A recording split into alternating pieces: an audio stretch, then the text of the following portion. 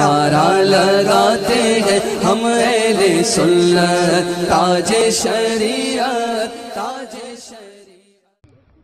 شہریار حرم، تاجدار حرم، نوبہاری صفات، شب اسرا کے دولہا، مصطفیٰ جان رحمت جناب محمد الرسول اللہ صلی اللہ علیہ وسلم کی بارگاہ بے کس پناہ میں عقیدت و احترام سے درود و سلام کی نظریں پیش کریں۔ اللہم صلی علی سیدنا و نبینا مولانا محمد مال الجود والکرم وعلی آلہ وبارک وسلم صلاۃ و سلام علیک یا رسول اللہ۔ تھوڑی دیر کے لیے میں بھی حاضر ہوں، دعا فرمائیے اللہ تعالی ہمیں حق بولنے، حق سننے، حق پر عمل کرنے کی توفیق عطا فرمائے۔ نبیوں کے باپ حضرت ابراہیم خلیل اللہ علیہ الصلاۃ والتسلیم نے ایک دن اپنے پروردگار کی بارگاہ میں ایک دعا مانگی۔ قرآن پاک میں اللہ اس دعا کو بیان کر رہا ہے۔ اللہ کے خلیل نے عرض کیا وَاجْعَلْ لِي لِسَانَ صِدْقٍ فِي الْآخِرِينَ، اے میرے پروردگار آنے والی نسلوں کی زبانوں پر میرے ذکر جمیل کو جاری کر دے۔ آج کچھ لوگوں کو چڑ ہے ذکر کی محفلیں نہیں ہونی چاہیے، مگر ایک نبی اپنے رب سے دعا مانگ رہے ہیں مولا آنے والی نسلوں کی زبانوں پر میرے ذکر جمیل کو جاری کر دے، اور نبی نے جو دعا مانگی اللہ نے اسے قرآن میں بیان کر دیا۔ گویا نبی نے بھی یہ بتا دیا، قرآن نے بھی یہ بتا دیا کہ اللہ والوں کا ذکر ہونا چاہیے۔ حضرت ابراہیم نے دعا مانگی مولا آنے والی نسلوں کی زبانوں پر میرے ذکر جمیل کو جاری کر دے۔ انبیاء مستجاب الدعوات ہوتے ہیں، وہ جو بھی دعا مانگے پروردگار عالم قبول فرماتا ہے۔ حضرت ابراہیم نے دعا مانگی مولا آنے والی نسلوں کی زبانوں پر میرے ذکر جمیل کو جاری کر دے۔ کیسے اللہ نے دعا قبول فرمائی؟ ایک حاجی جب حج بیت اللہ کے لیے جاتا ہے تو قدم قدم پر یاد خلیل مناتا ہے۔ ایک قربانی کرنے والا جب جانور راہ مولا میں ذبح کرتا ہے تو حضرت ابراہیم کی یاد مناتا ہے۔ ایک نماز پڑھنے والا چاہے مرد ہو یا عورت، بچہ ہو یا بوڑھا، اپنی نماز کو اس وقت تک مکمل نہیں سمجھتا جب تک وعلی آل ابراہیم کہہ کر حضرت ابراہیم اور ان کی آل پہ درود و سلام نہ بھیج دے۔ پتہ چلا حج کرنے والا بھی ذکر خلیل کر رہا ہے، قربانی کرنے والا بھی ذکر خلیل کر رہا ہے، نماز پڑھنے والا بھی ذکر خلیل کر رہا ہے، مگر خلیل اور حبیب کا فرق دیکھو۔ خلیل مانگ رہے ہیں مولا آنے والی نسلوں کی زبانوں پر میرے ذکر جمیل کو جاری کر دے، تب انہیں مل رہا ہے۔ حبیب کی شان یہ ہے کہ وہ مانگتے نہیں ہیں، ان کا پروردگار اپنے شان کریمی سے خود اعلان فرماتا ہے وَرَفَعْنَا لَكَ ذِكْرَكَ، اے پیارے مصطفیٰ میں نے تمہارے لیے تمہارے ذکر کو بلند کر دیا۔ خلیل مانگ رہے تب مل رہا ہے، اور حبیب مانگتے نہیں ہیں، ان کا کریم مولا اپنے شان کریمی سے خود عطا فرماتا ہے محبوب میں نے تمہارے لیے تمہارے ذکر کو بلند کر دیا۔ بلند کرنے والا کون ہے؟ بلند ہونے والے کون ہے؟ بلند کرنے والا وہ ہے جو قادر مطلق ہے، بلند ہونے والے وہ ہیں جو محبوب رب العالمین ہے۔ نہ بلند کرنے والے سے زیادہ کوئی طاقت والا ہے، نہ بلند ہونے والے سے زیادہ کوئی صلاحیت والا ہے۔ اب بلند کرنے والے نے کتنا بلند کیا، بلند ہونے والا کتنا بلند ہوا، یہ خالی بلند کرنے والا جانے، بلند ہونے والے جانے۔ ہم نے تو صرف اتنا جانا ہے کہ یا رسول اللہ فرش والے تیری شوکت کا علو کیا جانے، فرش والے تیری شوکت کا علو کیا جانے۔ خود روا عرش پہ اڑتا ہے پریرا تیرا، خود روا عرش پہ اڑتا ہے پریرا تیرا، اور یا رسول اللہ عرش پہ تازہ چھیڑ چھا، پر پہ تور کا دھوم دھام، عرش پہ تازہ چھیڑ چھا، پر پہ تور کا دھوم دھام۔ کان جدھر لگائیے، کان جدھر لگائیے، کان جدھر لگائیے، آقا تیری ہی داستان ہے۔ مگر کچھ لوگ ہیں جو میرے آقا کا ذکر مٹانا چاہے تھے، میرے آقا کی شان گھٹانا چاہے تھے، میرے آقا کی عظمت گھٹانا چاہتے ہیں. وہ کہتے ہیں نہیں، ہم نبی کا ذکر نہیں کریں گے. ہمارے یو پی میں ایک چڑیا پائی جاتی ہے جس کو ٹکہری کہا جاتا ہے. آپ کے ہاں بھی ہو سکتا ہے پائی جاتی ہو. سارے دنیا کے پرندے چرندے انسان جب سوتے ہیں تو ٹانگیں پھیلا کے سوتے ہیں، مگر ٹکہری جب سوتی ہے تو اپنی دونوں ٹانگوں کو اوپر اٹھا لیتی ہے. ایک مرتبہ جنگل کے سارے پرندے پہنچ گئے، بڑی بھی سب ٹانگیں پھیلا کے سوتے ہیں. آپ یہ ٹانگیں اوپر اٹھا کے کیوں سوتی ہیں؟ کہنے لگی میرے دل میں قوم کا بہت بڑا درد ہے. جب میں لیٹتی ہوں یہ نیلگوں آسمان نظر آتا ہے، نہ کوئی دیوار ہے نہ کوئی کھمبا ہے. مجھے ڈر لگتا ہے کہ یہ آسمان گر نہ پڑے، قوم اسی میں دب کے چکنا چور نہ ہو جائے. اس لیے میں اپنی ٹانگیں اوپر اٹھا لیتی ہوں کہ جب آسمان گرنے لگے تو میری ٹانگ پہ رک جائے. ننھی سی جان دیکھو، آسمان کو روکنے کا حوصلہ دیکھو. یہی حال نرد کے پاگلوں کا ہے کہ ننھی سی جان دیکھو، نبی کی شان گھٹانے کا حوصلہ دیکھو. ارے جس کی شان خدا بڑھائے کون اسے گھٹا سکتا ہے؟ جب اس اعلیٰ حضرت فرماتے ہیں یا رسول اللہ تو گھٹائے تھے کسی کے نہ گھٹا ہے نہ گھٹے، جب بڑھائے تجھے اللہ تعالیٰ تیرا. اور مٹ گئے مٹتے ہیں، مٹ جائیں گے دشمن تیرے. نہ مٹا ہے نہ مٹے گا کبھی چرچا تیرا.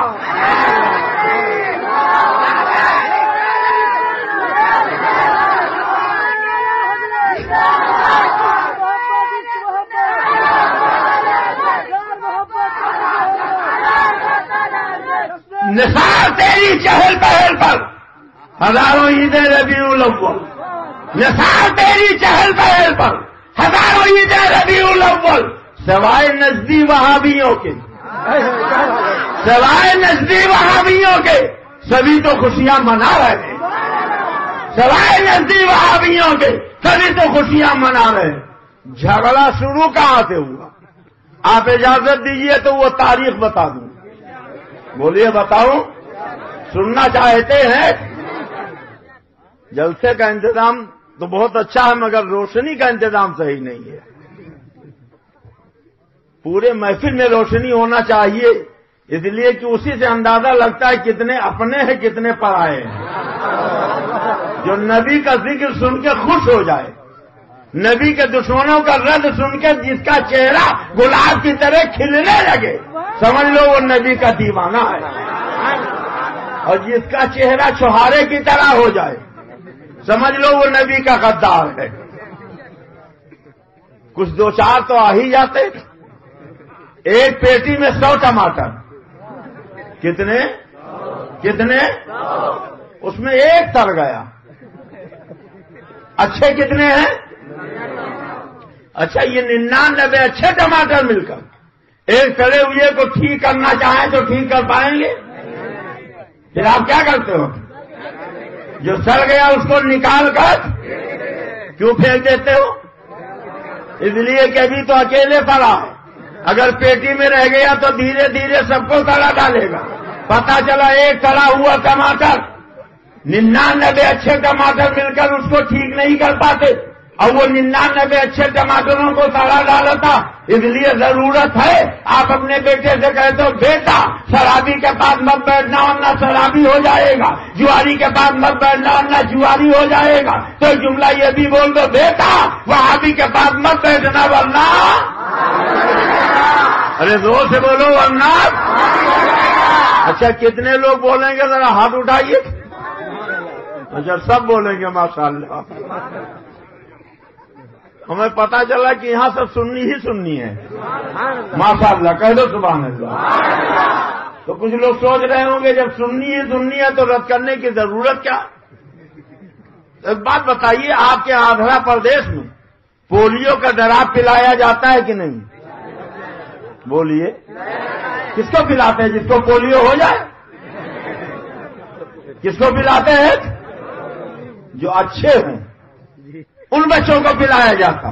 اور جس کو پولیو ہو گیا ڈراپ نہیں پورا ڈرم پلا دیجیے، کچھ فائدہ ہونے والا ہے؟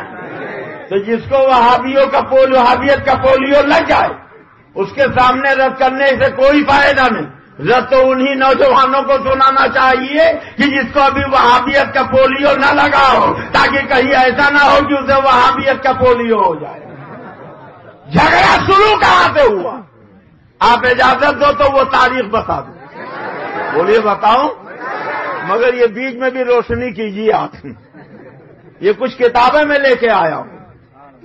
ہم 4 گھنٹہ تقریر کریں، اگر ان کا نام نہ لیں تو کہتے ہیں بہت اچھی تقریر، کتاب نہ دکھائیں تو کہتے ہیں بہت اچھا بیان تھا۔ اگر ایک مرتبہ ان کا نام لے لیا، کتاب دکھا دی، تو کہتے ہیں بڑا فسادی مولوی تھا، تقریر کرتا ہمارے مولانا کا نام کیوں لیا، بیان کرتا ہمارے مولانا کی کتاب کیوں دکھائی، اگر نام لینے کے لائق نہیں تھا تو رکھا کیوں، اگر کتاب دکھانے کے لائق نہیں تھی تو چھپائی کیوں، پتا چلا دال میں کچھ نہ کچھ کالا ہے۔ ارے کچھ نہیں، پوری دال ہی کالی ہے۔ یہ ہے کتاب تقویۃ الایمان۔ کیا نام ہے؟ میرے پیر مرشد سرکار شیر کیسے سنت فرماتے تھے کہ یہ تقویۃ الایمان ہے، ایمان کو فروغ کر دینے والی کتاب۔ جی ہاں، یہی وہ کتاب ہے جس نے پورے بھارت میں جھگڑا پیدا کیا۔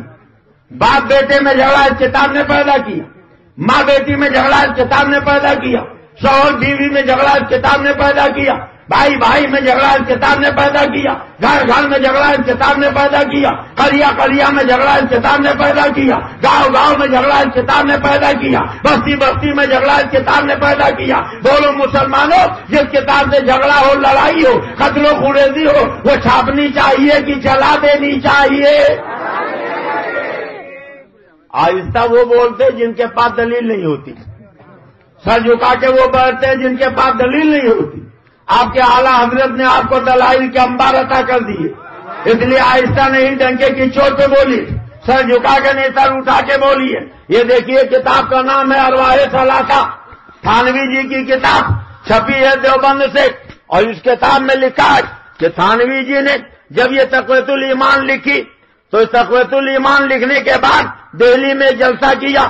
جب ڈھیر سارے لوگ آ گئے تو ان کے سامنے تقویۃ الایمان پیش کی اور کہنے لگے، بھائیو، میں نے یہ کتاب تقویۃ الایمان لکھی ہے اور میں جانتا ہوں کہ اس میں بعض جگہ ذرا تیز الفاظ بھی آ گئے ہیں اور بعض جگہ تشدد بھی ہو گیا ہے، مثلاً ان امور کو جو شرک خفی تھے شرک جلی لکھ دیا گیا ہے۔ ان وجہ سے مجھے اندیشہ ہے کہ اس کی اشاعت سے چوری ضرور ہوگی۔ اب دیکھیے کتاب کا رائٹر خود کہتا ہے کہ تقویۃ الایمان میں میں نے غلطی کی ہے، جو شرک خفی تھا اس کو شرک جلی لکھ دیا۔ جب یہ کتاب چھپے گی تو جھگڑا ضرور ہوگا، قتل ہوں گے، خونریزی ہوگی، لڑائی ہوگا، فتنہ ہوگا، فساد ہوگا۔ بتاؤ آگرہ پردیش کے مسلمانوں، جس کتاب سے جھگڑا ہو، لڑائی ہو، قتل و خونریزی ہو، وہ چھاپنی چاہیے کہ جلا دینی چاہیے؟ ارے زور سے بولو۔ اور جب تک یہ کتاب چھپتی رہے گی جھگڑا ختم ہوگا، لڑائی ختم ہوگی۔ تو کتاب میں کیا لکھا ہے آپ اجازت دو تو اس کی کچھ عبارتیں میں سنا دوں۔ بولیے، سناؤں؟ اور ہمارے نقیب اجلاس مولانا کرم رضا صاحب اجازت دیں تو ایک شعر بھی سنا دوں۔ میں آئینہ ہوں، دکھاؤں گا داغ چہرے کے، میں آئینہ ہوں، دکھاؤں گا داغ چہرے کے، جسے خراب لگے سامنے سے ہٹ جائے۔ بولو، آئینہ کبھی جھوٹ بولتا ہے؟ آئینہ کبھی غیبت کرتا ہے؟ آئینہ کبھی چغلی کھاتا ہے؟ آپ یہاں بیٹھے ہو، آئینہ آپ کے گھر پہ رکھا ہے، آپ کی صورت نہیں دکھائے گا، جب نظر کے سامنے ہوتا جب ہی بولتا ہے۔ کالا دیکھے تو کالی شکل دکھائے، گورا دیکھے تو گوری صورت دکھائے، شیشک جگہ دیکھے تو شیشک کے داغ دکھائے۔ آئینے کا کام یہ ہے جو جیسا اس کو ویسا بتا دے۔ ہم اعلیٰ حضرت کے غلام، ہم شیر بیٹے سنت کے غلام، ہم تاج الشریعہ کے غلام، کسی کو برا بناتے نہیں ہے۔ جو میرے آقا کی توہین کر کے برا بن چکے ہیں، آئینہ بن کے ان کا مکروہ چہرہ انہیں دکھا دیتے ہیں۔ میں آئینہ ہوں، دکھاؤں گا داغ چہرے کے، جسے خراب لگے سامنے سے ہٹ جائے گا۔ اور اگر اجازت دیجیے تو ایک شعر ان کے لیے سنا دوں۔ ان کے لیے سمجھ رہے ہو کہ نہیں سمجھ؟ کاغذ کا یہ لباس بدن سے اتار دے، کاغذ کا یہ لباس بدن سے اتار دے، بادل برس گیا تو کہاں منہ چھپائے گا؟ جو کاغذ کا کرتا پیجامہ پینٹ شرٹ پہن کر نکلے، بولو پانی کی چند بوندوں میں ننگا ہوگا کہ نہیں؟ ارے زور سے بولو، تو ان کاغذ کے لباس والوں کو ننگا کر دوں؟ یہ ہے تقویت الایمان۔ میرے ہاتھ میں اس وقت دو تقویت الایمان کے نسخے ہیں، ایک تو ندوہ سے چپک علی میاں نے حاشیہ چڑھایا، دوسرا بمبئی سے چھپا الدارالسلفیہ، بمبئی والوں نے چھپوایا، یعنی یہ غیر مقلدوں کی بھی کتاب، وہابیوں کی بھی کتاب، دیوبندیوں کی بھی کتاب، تبلیغی جماعت والوں کی بھی کتاب، اس کو تبلیغی جماعت والوں نے بھی چھپایا ہے، دیوبند والوں نے بھی چھپایا ہے، دہلی والوں نے بھی چھپایا ہے، اہل حدیث کہلانے والے غیر مقلدوں نے بھی چھپایا ہے، ندوہ والوں نے بھی چھپایا ہے۔ اب کتاب میں کیا لکھا ہے آپ اجازت دو تو اس کی کچھ عبارتیں سنا دوں۔ بولیے سناؤ۔ دیکھیے صفحہ ہے 30، کون سا صفحہ ہے؟ اسماعیل دہلوی نے لکھا اولیاء انبیاء میں اور جن شیطان میں اور بھوت پری میں کچھ فرق نہیں۔ بات اچھی لگے تو سبحان اللہ بولو، کیا بولو؟ اور خراب لگے تب کیا بولنا چاہیے؟ آج جس نبی کا کلمہ پڑھتے انہیں شیطان بھوت کی طرح لکھا جائے تو اچھا لگ رہا ہے کہ خراب؟ تو کیا بولنا چاہیے؟ ایسے سن لو، اسماعیل دہلوی لکھتا ہے اولیاء انبیاء میں اور جن شیطان میں اور بھوت پری میں کچھ فرق نہیں۔ زور سے۔ اور یہ ہے قرآن پاک، کس کی کتاب ہے؟ کتنے لوگوں کا قرآن پہ ایمان ہاتھ اٹھائے؟ سب کا ایمان۔ آئیے قرآن سے پوچھا جائے، اے قرآن تو بتا دے فرق ہے کہ نہیں؟ جب ہم نے قرآن سے پوچھا تو اللہ تعالیٰ قرآن میں فرماتا ہے لا یستوی اصحاب النار و اصحاب الجنہ، جنت والے اور جہنم والے برابر نہیں ہو سکتے۔ کہہ دو سبحان اللہ۔ قرآن نے کیا کہا؟ جنتی اور جہنمی۔ اچھا یہ بتاؤ اولیاء جنتی ہیں، انبیاء جنتی ہے اور شیطان بھوت؟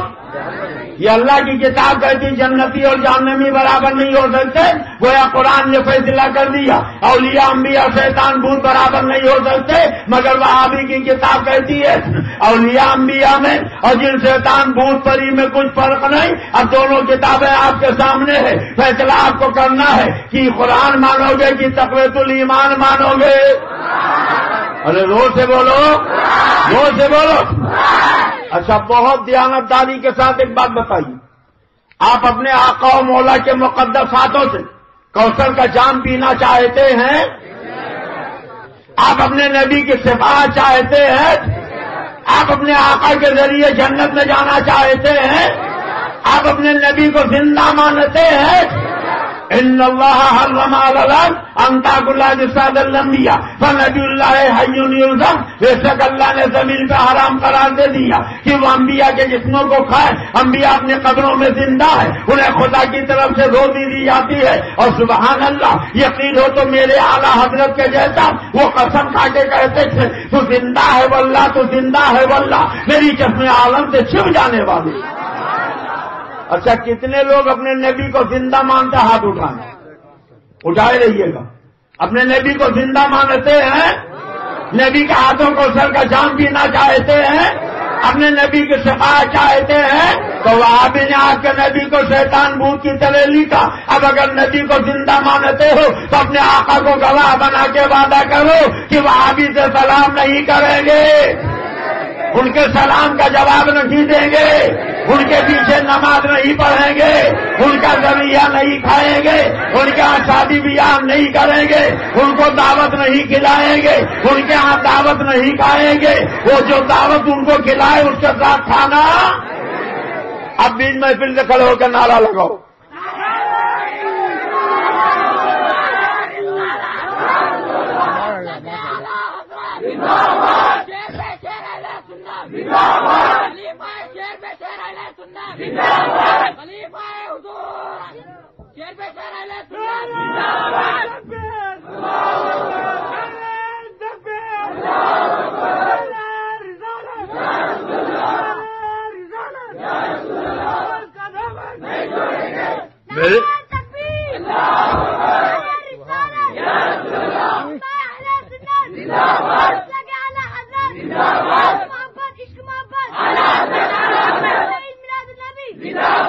سرکار شیر ویسے سنت میرے پیر و مرشد ہیں، اور پیدائش سے پہلے انہوں نے میرا نام رکھ دیا۔ غریب پہ تشریف فرما تھے، والد صاحب نے کہا بچے کی ولادت ہونے والی ہے، تعویذ دے دیجئے، تعویذ عنایت فرمائی اور کہا جائیے اللہ اور رسول نے چاہا لڑکا پیدا ہوگا اور نام عبد المصطفیٰ رکھیے گا۔ تو میں حضرت کا مرید ہوں، خلیفہ نہیں ہوں۔ خلافت مجھے سرکار مفتی اعظم ہند سے حاصل ہے، سرکار تاج الشریعہ سے حاصل ہے، حضور مشاہد ملت سے حاصل ہے، خود میرے نانا صوفی حیات علی صاحب سے حاصل ہے۔ حضرات، ہمارا ان کا بنیادی جھگڑا کیا ہے؟ میں آج ہی آپ کو بتانا چاہتا ہوں، سمجھ میں بات آ رہی کہ نہیں آ رہی؟ تیار ہے سننے کے لیے؟ تیار ہے؟ بات سمجھ میں آ رہی نا؟ دیکھیے کچھ کتابیں میں آج ڈھیر ساری لے آیا، ایک کتاب اور بھی ہے، اس کتاب کا نام ہے براہین قاطعہ، لکھنے والے کا نام ہے خلیل احمد امبیسوی، اور لکھوانے والے کا نام ہے رشید احمد گنگوہی۔ یہ کتاب چھپی ہے دیوبند سے۔ کہاں سے چھپی ہے؟ دیوبند سے۔ یہی وہ کتابیں ہیں جن کی کفری عبارتوں کی بنیاد پر عرب شریف کے علماء نے، اعلی حضرت نے جب استفتاء کیا تو لکھا کہ یہ لوگ کافر اور مرتد ہیں، اور ایسے کافر ہیں کہ من شک کا فی کفر ہی وہ عذاب ہی فقط کفر، جو ان کے کافر ہونے میں، عذاب والا ہونے میں شک کرے وہ بھی کافر ہے۔ آپ سنجیدگی سے ایک ایک عبارت سنو تاکہ سمجھ میں آ جائے کہ ہمارا ان کا بنیادی جھگڑا کیا ہے۔ کچھ لوگ کہتے ہیں نیاز کا جھگڑا ہے، فاتحہ کا جھگڑا، درود کا جھگڑا ہے، سلام کا جھگڑا ہے، چادر کا جھگڑا ہے، گاگر کا جھگڑا ہے، حلوے کا جھگڑا، مرغے کا جھگڑا۔ جی ہاں، جھگڑا حلوے کا بھی ہے، مرغے کا بھی ہے، چادر کا بھی ہے، گاگر کا بھی ہے، نیاز کا بھی ہے، فاتحہ کا بھی ہے، درود کا بھی ہے، سلام کا بھی ہے۔ جو جائز ہے اسے ناجائز کیوں کہتے ہو؟ مگر بنیادی جھگڑا یہ ہے کہ ان لوگوں نے محبوب خدا کی توہین کی ہے۔ ایک سچا مسلمان سب برداشت کر لے گا مگر اپنے نبی کی توہین، ارے بولو برداشت کرو گے؟ برداشت کرو گے؟ اچھا ایک بات بتاؤ، آپ لوگ مدینہ شریف جانا چاہتے ہو؟ کتنے لوگ؟ دکھا دے یا الہی وہ مدینہ کیسی بستی ہے جہاں پر رات دن مولا تیری رحمت برستی ہے۔ مولا تبارک و تعالیٰ جتنے لوگ یہاں حاضر ہیں سب کو اپنے نبی کے دربار کی حاضری عطا کر دے، شہر رسول کی حاضری نصیب کر دے۔ ارے زور سے کہہ دو آمین، محبت سے کہہ دو آمین۔ اچھا جب سرکار کے دربار میں جاؤ گے تو سرکار سے فریاد کرو گے کہ نہیں کرو گے؟ ارے بولو، تو اپنی اپنی بھاشا میں کرو گے یا عربی بولنے والے کوئی عالم کو لے جاؤ گے؟ اور سرکار سنیں گے کہ نہیں سنیں گے؟ خالی سنیں گے کہ سمجھیں گے بھی؟ بولیے سمجھیں گے نا؟ سمجھیں گے نا؟ مگر یہ ہے دیوبند کی چھپی ہوئی کتاب، اس میں لکھا ہے دیوبند کے ایک ملا جی نے رسول اللہ کو خواب میں دیکھا، اور جب زیارت سے مشرف ہوئے تو رسول اللہ کو اردو میں کلام کرتے دیکھ کر پوچھا کہ آپ کو یہ کلام کہاں سے آ گئی؟ دیکھ نا، چلے تھے سرکار کو اردو سکھانے تو اسی ٹھوکر لگی کہ کلام مذکر ہے اس کو مؤنث بنا ڈالا۔ یہ دیوبند ہے جہاں مذکر کو بھی مؤنث بنا لیا جاتا ہے۔ کہتے ہیں یا رسول اللہ آپ کو یہ کلام کہاں سے آ گئی؟ آپ تو عربی ہیں۔ رسول اللہ نے فرمایا جب سے علماء مدرسہ دیوبند سے ہمارا معاملہ ہوا ہم کو یہ زبان آ گئی۔ سبحان اللہ، اس سے رتبہ اس مدرسے کا معلوم ہوا۔ کچھ سمجھے آپ؟ یہ کہنا یہ چاہتے ہیں کہ رسول اللہ کو اردو بھاشا نہیں معلوم ہوتی، وہ مدینہ سے چل کے دیوبند آئے اور دیوبند کے مولانا لوگوں نے رسول اللہ کو اردو بھاشا سکھائی، اردو زبان سکھائی، دیوبند کے مولانا لوگ استاد ہو گئے اور رسول اللہ شاگرد ہو گئے۔ معاذ اللہ، زور سے بولو معاذ اللہ، سب مل کے بولو معاذ اللہ۔ دیکھ لو یہ دیوبند کے مولانا لوگ اپنے کو نبی کا وسطیٰ سمجھ رہے ہیں اور ساری کائنات کے آقا معلم کائنات کو اپنا شاگرد کرے. میں کہوں گا چلو تھوڑی دیر کے لیے تمہاری بات بفرض محال اگر کوئی مان بھی لے کہ دیوبند کے ملا لوگوں نے رسول اللہ کو اردو بھاشا سکھائی ہے تو نبی کی بارگاہ میں خالو اردو بولنے والے نہیں جاتے. یہاں آندھرا پردیش والے جاتے تھے جو تیلگو میں فریاد کرتے ہیں, کرناٹک والے جاتے تھے کنڈر میں فریاد کرتے ہیں, اڑیسہ والے جاتے تھے اڑیا میں فریاد کرتے تھے, گجرات والے جاتے ہیں گجراتی میں فریاد کرتے ہیں, مہاراشٹر والے جاتے تھے مراٹھی میں فریاد کرتے ہیں, بنگال والے جاتے ہیں بنگالی میں فریاد کرتے ہیں, بھوجپوری بولنے والے جاتے ہیں بھوجپوری میں فریاد کرتے ہیں, پشتو بولنے والے جاتے ہیں پشتو میں فریاد کرتے ہیں, انگریزی بولنے والے جاتے ہیں انگریزی میں فریاد کرتے ہیں, اور فارسی بولنے والے جاتے ہیں فارسی میں فریاد کرتے ہیں. اور میرے آقا کی بارگاہ تو وہ بارگاہ ہے جہاں انسان ہی نہیں جانور جاتا ہے اور وہ اپنی بھاشا میں فریاد کرتا ہے اور میرے آقا اس کی بھاشا بھی سمجھتے. یہ ممبر نور پہ باوقار علماء تشریف فرما, آپ ان سے پوچھیے ابو داؤد شریف کی حدیث میں ہے ایک مرتبہ ایک اونٹ پاگل ہو گیا اور جب اونٹ پاگل ہوتا ہے تو جہاں آدمی کو پا جائے کھوپڑی اتار لیتا ہے. پورے عرب میں ہنگامہ ہو گیا, لوگ پریشان ہو گئے. سرکار کی بارگاہ میں کچھ لوگ گئے, یا رسول اللہ ہمارے محلے کا اونٹ پاگل ہو گیا ہے, آپ تشریف لے چلیں. آقا کریم تشریف لائے اور جب اونٹ یہاں تک جانے لگے لوگوں نے کہا سرکار نہ جائیں, وہ پاگل اونٹ ہے آپ کو تکلیف نہ پہنچا دے. آقا نے فرمایا مجھے جانے دو. میرے سرکار چلے گئے اور جب آقا گئے تو دنیا نے دیکھا وہی پاگل اونٹ جو سب کو کاٹنے کے لیے دوڑاتا تھا اب ادب اور احترام کے سانچے میں ڈھل گیا. آہستہ آہستہ چلتا ہوا سرکار کے قریب پہنچا, اپنا منہ اٹھایا سرکار کے کان شریف کے قریب لے گیا. آقا کریم سے کچھ کہا, سرکار نے سر پہ دستے شفقت رکھ دیا, اشارہ کیا, اونٹ واپس چلا گیا. اور جب میرے آقا باہر آئے تو لوگوں نے کہا یا رسول اللہ یہ تو پاگل اونٹ تھا سب کو کاٹنے کے لیے دوڑاتا تھا, آپ سے کیا کہہ رہا تھا؟ آپ کے دربار میں تو ادب اور احترام کا مظاہرہ کر رہا تھا, اونٹ نے کچھ آپ سے کہا ہے؟ آقا کریم نے فرمایا یہ بتاؤ اس اونٹ کا مالک کون ہے؟ ایک صحابی آگے بڑھے, یا رسول اللہ یہ اونٹ میرا ہے. اللہ کے نبی نے فرمایا سنو یہ اونٹ مجھ سے تمہاری شکایت کر رہا تھا. اس اونٹ نے مجھ سے کہا یا رسول اللہ جب تک میں جوان تک میرا مالک جتنا بوجھا لاتا تھا میں اٹھاتا تھا, جتنا کام کرتا چاہتا تھا میں کرتا تھا, جو چاہتا تھا کھلا پلا دیتا تھا, میں سب شروع کر لیتا تھا. مگر اب میں بوڑھا ہو گیا, زیادہ کام کرنے کے لائق نہیں رہ گیا, زیادہ بوجھ اٹھانے کے لائق نہیں رہ گیا. مگر میرا مالک اب بھی مجھ سے کام زیادہ لینا چاہتا ہے, دانا پانی کم دیتا ہے.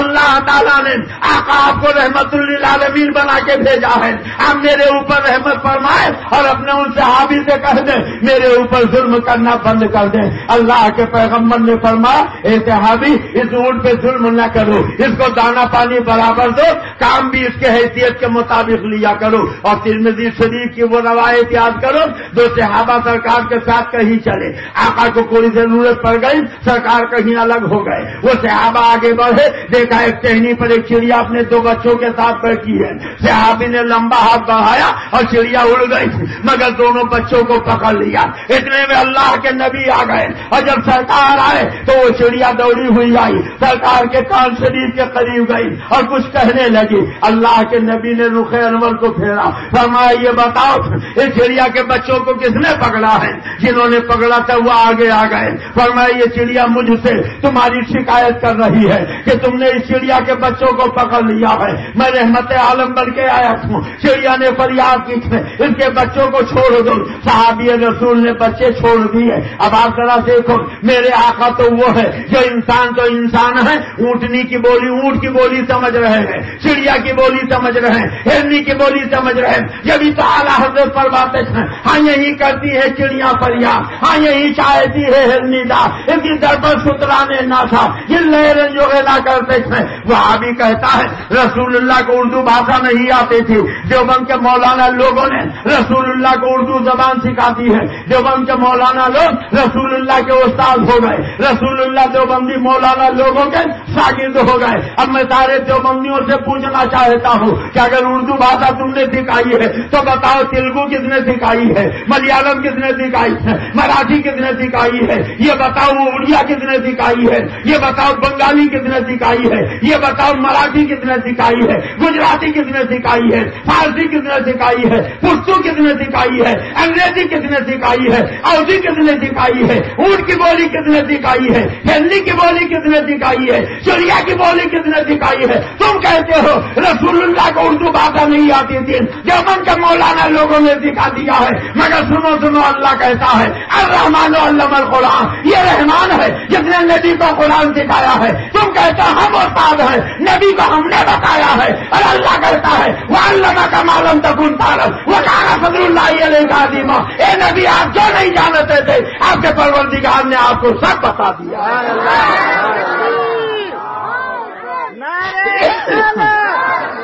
علماء اہل سنت حضرت علامہ عبد المصطفیٰ صاحب اللہ رضولوی, نعرہ تکبیر, نعرہ رسالت.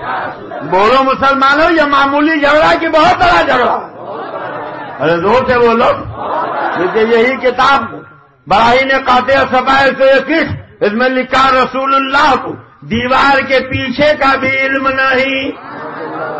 ارے زور سے بولیے معذل. اور اسی کے صفحہ 122 پہ لکھا کہ شیطان کا علم نبی سے زیادہ ہے. کچھ لوگ کہتے ہیں بہت معمولی جھگڑا, ہم لوگ حلوہ مرغا پکاتے ہیں وہ نہیں پکاتے ہیں, ہم لوگ کھڑے ہو کر سلام پڑھتے ہیں وہ نہیں پڑھتے. بتاؤ یہ معمولی جھگڑا کہ بہت بڑا جھگڑا. لکھا کہ رسول اللہ کو اردو نہیں آتی تھی, دیوبند کے مولانا لوگوں نے سکھایا. رسول اللہ کو دیوار کے پیچھے کا بھی علم نہیں. شیطان کا علم قرآن اور حدیث میں ثابت ہے, اور رسول اللہ کا علم شیطان کے برابر نہیں. مان اللہ. اب بولو آندھرا پردیش والوں, یہ ایمان والے کی بولی ہے کہ بے ایمان کی, یہ وفادار کی بولی ہے کہ غدار کی, یہ اپنے کی بولی ہے کہ پرائے کی, یہ جنتی کی بولی ہے کہ دوزخی کی. اور آپ کیا ہو؟ کتنے لوگ جنتی ہیں؟ ماشاءاللہ سب جنتی. تو بات سمجھ میں آ رہی کہ نہیں آ رہی؟ کہتے ہیں نبی کو دیوار کے پیچھے کا بھی علم نہیں. اگر اجازت دیجیے تو ایک ایسا واقعہ بتا دوں کہ وہ کبھی آپ سے آنکھیں نہ ملا سکیں. بولیے بتا دو. ایک مرتبہ دیوبند میں گھوٹالہ ہو گیا. کیا ہو گیا؟ تو گھوٹالے تو انڈیا میں بہت ہوتے رہتے ہیں, کہیں چارہ گھوٹالہ, کہیں تاج گھوٹالہ, کہیں بوفورس گھوٹالہ, نہ جانے کتنے گھوٹالے ہوتے رہتے. جب دیوبند میں گھوٹالہ ہوا تو اس کو کلیئر کیسے کیا؟ کہتے ہیں ایک مولانا صاحب دیوبند کی ایک مسجد میں بیٹھ کے ذکر کر رہے تھے. یکایک انہوں نے دیکھا کہ مسجد کی دیوار تو ہے مگر چھت گنبد غائب. نہ چھت ہے نہ گنبد, اور خالی غائب نہیں. لکھتے ہیں میں نے دیکھا آسمان سے ایک تخت اتر رہا ہے. کیا اتر رہا؟ اور اس پر جناب رسول اللہ تشریف فرما, اور چاروں خلفاء چاروں کونے پر موجود ہیں. اور وہ تخت اترتے اترتے بالکل میرے قریب آ کر مسجد میں ٹھہر گیا. اور اتنا بڑا گھامر تھا کہ تخت دیکھا, صحابہ کو دیکھا, سرکار کو دیکھا. بولو اٹھنا چاہیے کہ نہیں اٹھنا چاہیے؟ مگر بیٹھا رہ گیا. گھٹیا بیار ہو جاتا. کہتے ہیں ہم کھڑے نہیں ہوں گے. کہ کھڑے ہوتے؟ ارے بولو آپ کے یہاں ہوتے ہیں کھڑے؟ بولو کیا کہتے ہیں نہیں کھڑا ہونا چاہیے. اچھا یہ بتائیے شادی بیاہ کی محفل میں کبھی آپ گئے؟ نہیں گئے؟ کوئی گئے نہیں؟ بالکل. اچھا جب نکاح ہو جاتا تو دلہا میاں سے آپ کیا کہتے ہو؟ ارے اور بھی کچھ کہتے ہو؟ کھڑے ہو جاؤ سلام کرو. ہمارا یو پی میں کہا جاتا ہے دلہا میاں سے کھڑے ہو جاؤ سلام کرو. اپنے کو سلام کروانا تب تو کہے کھڑے ہو جاؤ سلام کرو, اور ساری خدائی کے آقا کو سلام کرنا ہو تو گھٹیا بیار ہو جائے, کہے بیٹھے بیٹھے سلام پڑھ لیا کرو. کھڑے ہو کے نہیں پڑھنا چاہیے. کہنے لگے مولانا آپ لوگ سلام کے پیچھے اتنا کیوں پڑھے ہیں؟ کیوں بار بار کہتے ہیں سلام پڑھو سلام پڑھو؟ ہم نے کہا اس لیے کہ حدیث میں ہے کہ سلام پڑھنا چاہیے, قرآن میں ہے کہ سلام پڑھنا چاہیے. اللہ اور رسول نے کہا اس لیے ہم کہتے ہیں پڑھو، کوئی ہماری اپنے گھر کی بات تھوڑی تھی، کر لے کہ تو ہم بھی تو کہتے ہیں پڑھو، مگر جھگڑا ایک بات کا، ہم نے کہا وہ کیا؟ کہتے ہیں آپ لوگ یا لگا دیتے ہیں یا نہ لگائیے، کیا نہ لگائیے؟ یا۔ ہم نے کہا کیوں؟ کہا یا اللہ ہی کے نام کے ساتھ لگانا چاہیے اور غیر اللہ کے نام کے ساتھ یا نہیں لگانا چاہیے۔ تو ہم نے پوچھا یہ بتاؤ قبرستان جاتے ہو؟ کہ سال بھر جائیں نہ جائیں مگر جب رمضان شبرات کا موقع آتا تب چلے جاتے ہیں۔ ہم نے کہا جب جاتے ہو قبرستان تو کیا کرتے تھے؟ کہا جو حدیث میں ہے وہی کرتے۔ ہم نے پوچھا حدیث میں کیا ہے؟ کہا رسول اللہ نے فرمایا جب قبرستان جاؤ تو قبر کے مردوں کو سلام کرو۔ کیا کرو؟ کیسے سلام کرتے ہو؟ زور سے بولو، السلام علیکم یا اہل القبور۔ کیا کہا؟ وہی جھگڑے والا یا اگر نبی کے نام کے ساتھ لگا دیا تو ناک بھول سے پڑ گئی کہ یا تو اللہ ہی کے نام کے ساتھ لگانا چاہیے، یہ غیر اللہ کے نام کے ساتھ یا کیسے لگا دیا؟ تو اگر نبی کے ساتھ یا لگانے سے شرک ہو جاتا تو اب ان سے پوچھو قبرستان جاتے ہو قبر کے سارے مردوں کو یا کہہ کے سلام کرتے ہو تو یہ تمہارے قبرستان کے قبر کے مردے کیا تمہارے اللہ ہیں؟ کیوں یا لگا کے سلام کرتے ہو؟ کہنے لگے مولانا آپ آگ میں دھول مت جھونکیے، ڈنڈی مت ماریے، گھبلا مت کیجیے۔ ہم نے کہا کیا ڈنڈی مارنے، کیا گھبلا کر رہے؟ کہا وہاں مردہ نہیں سامنے ہے مگر مردے کی قبر تو سامنے ہے۔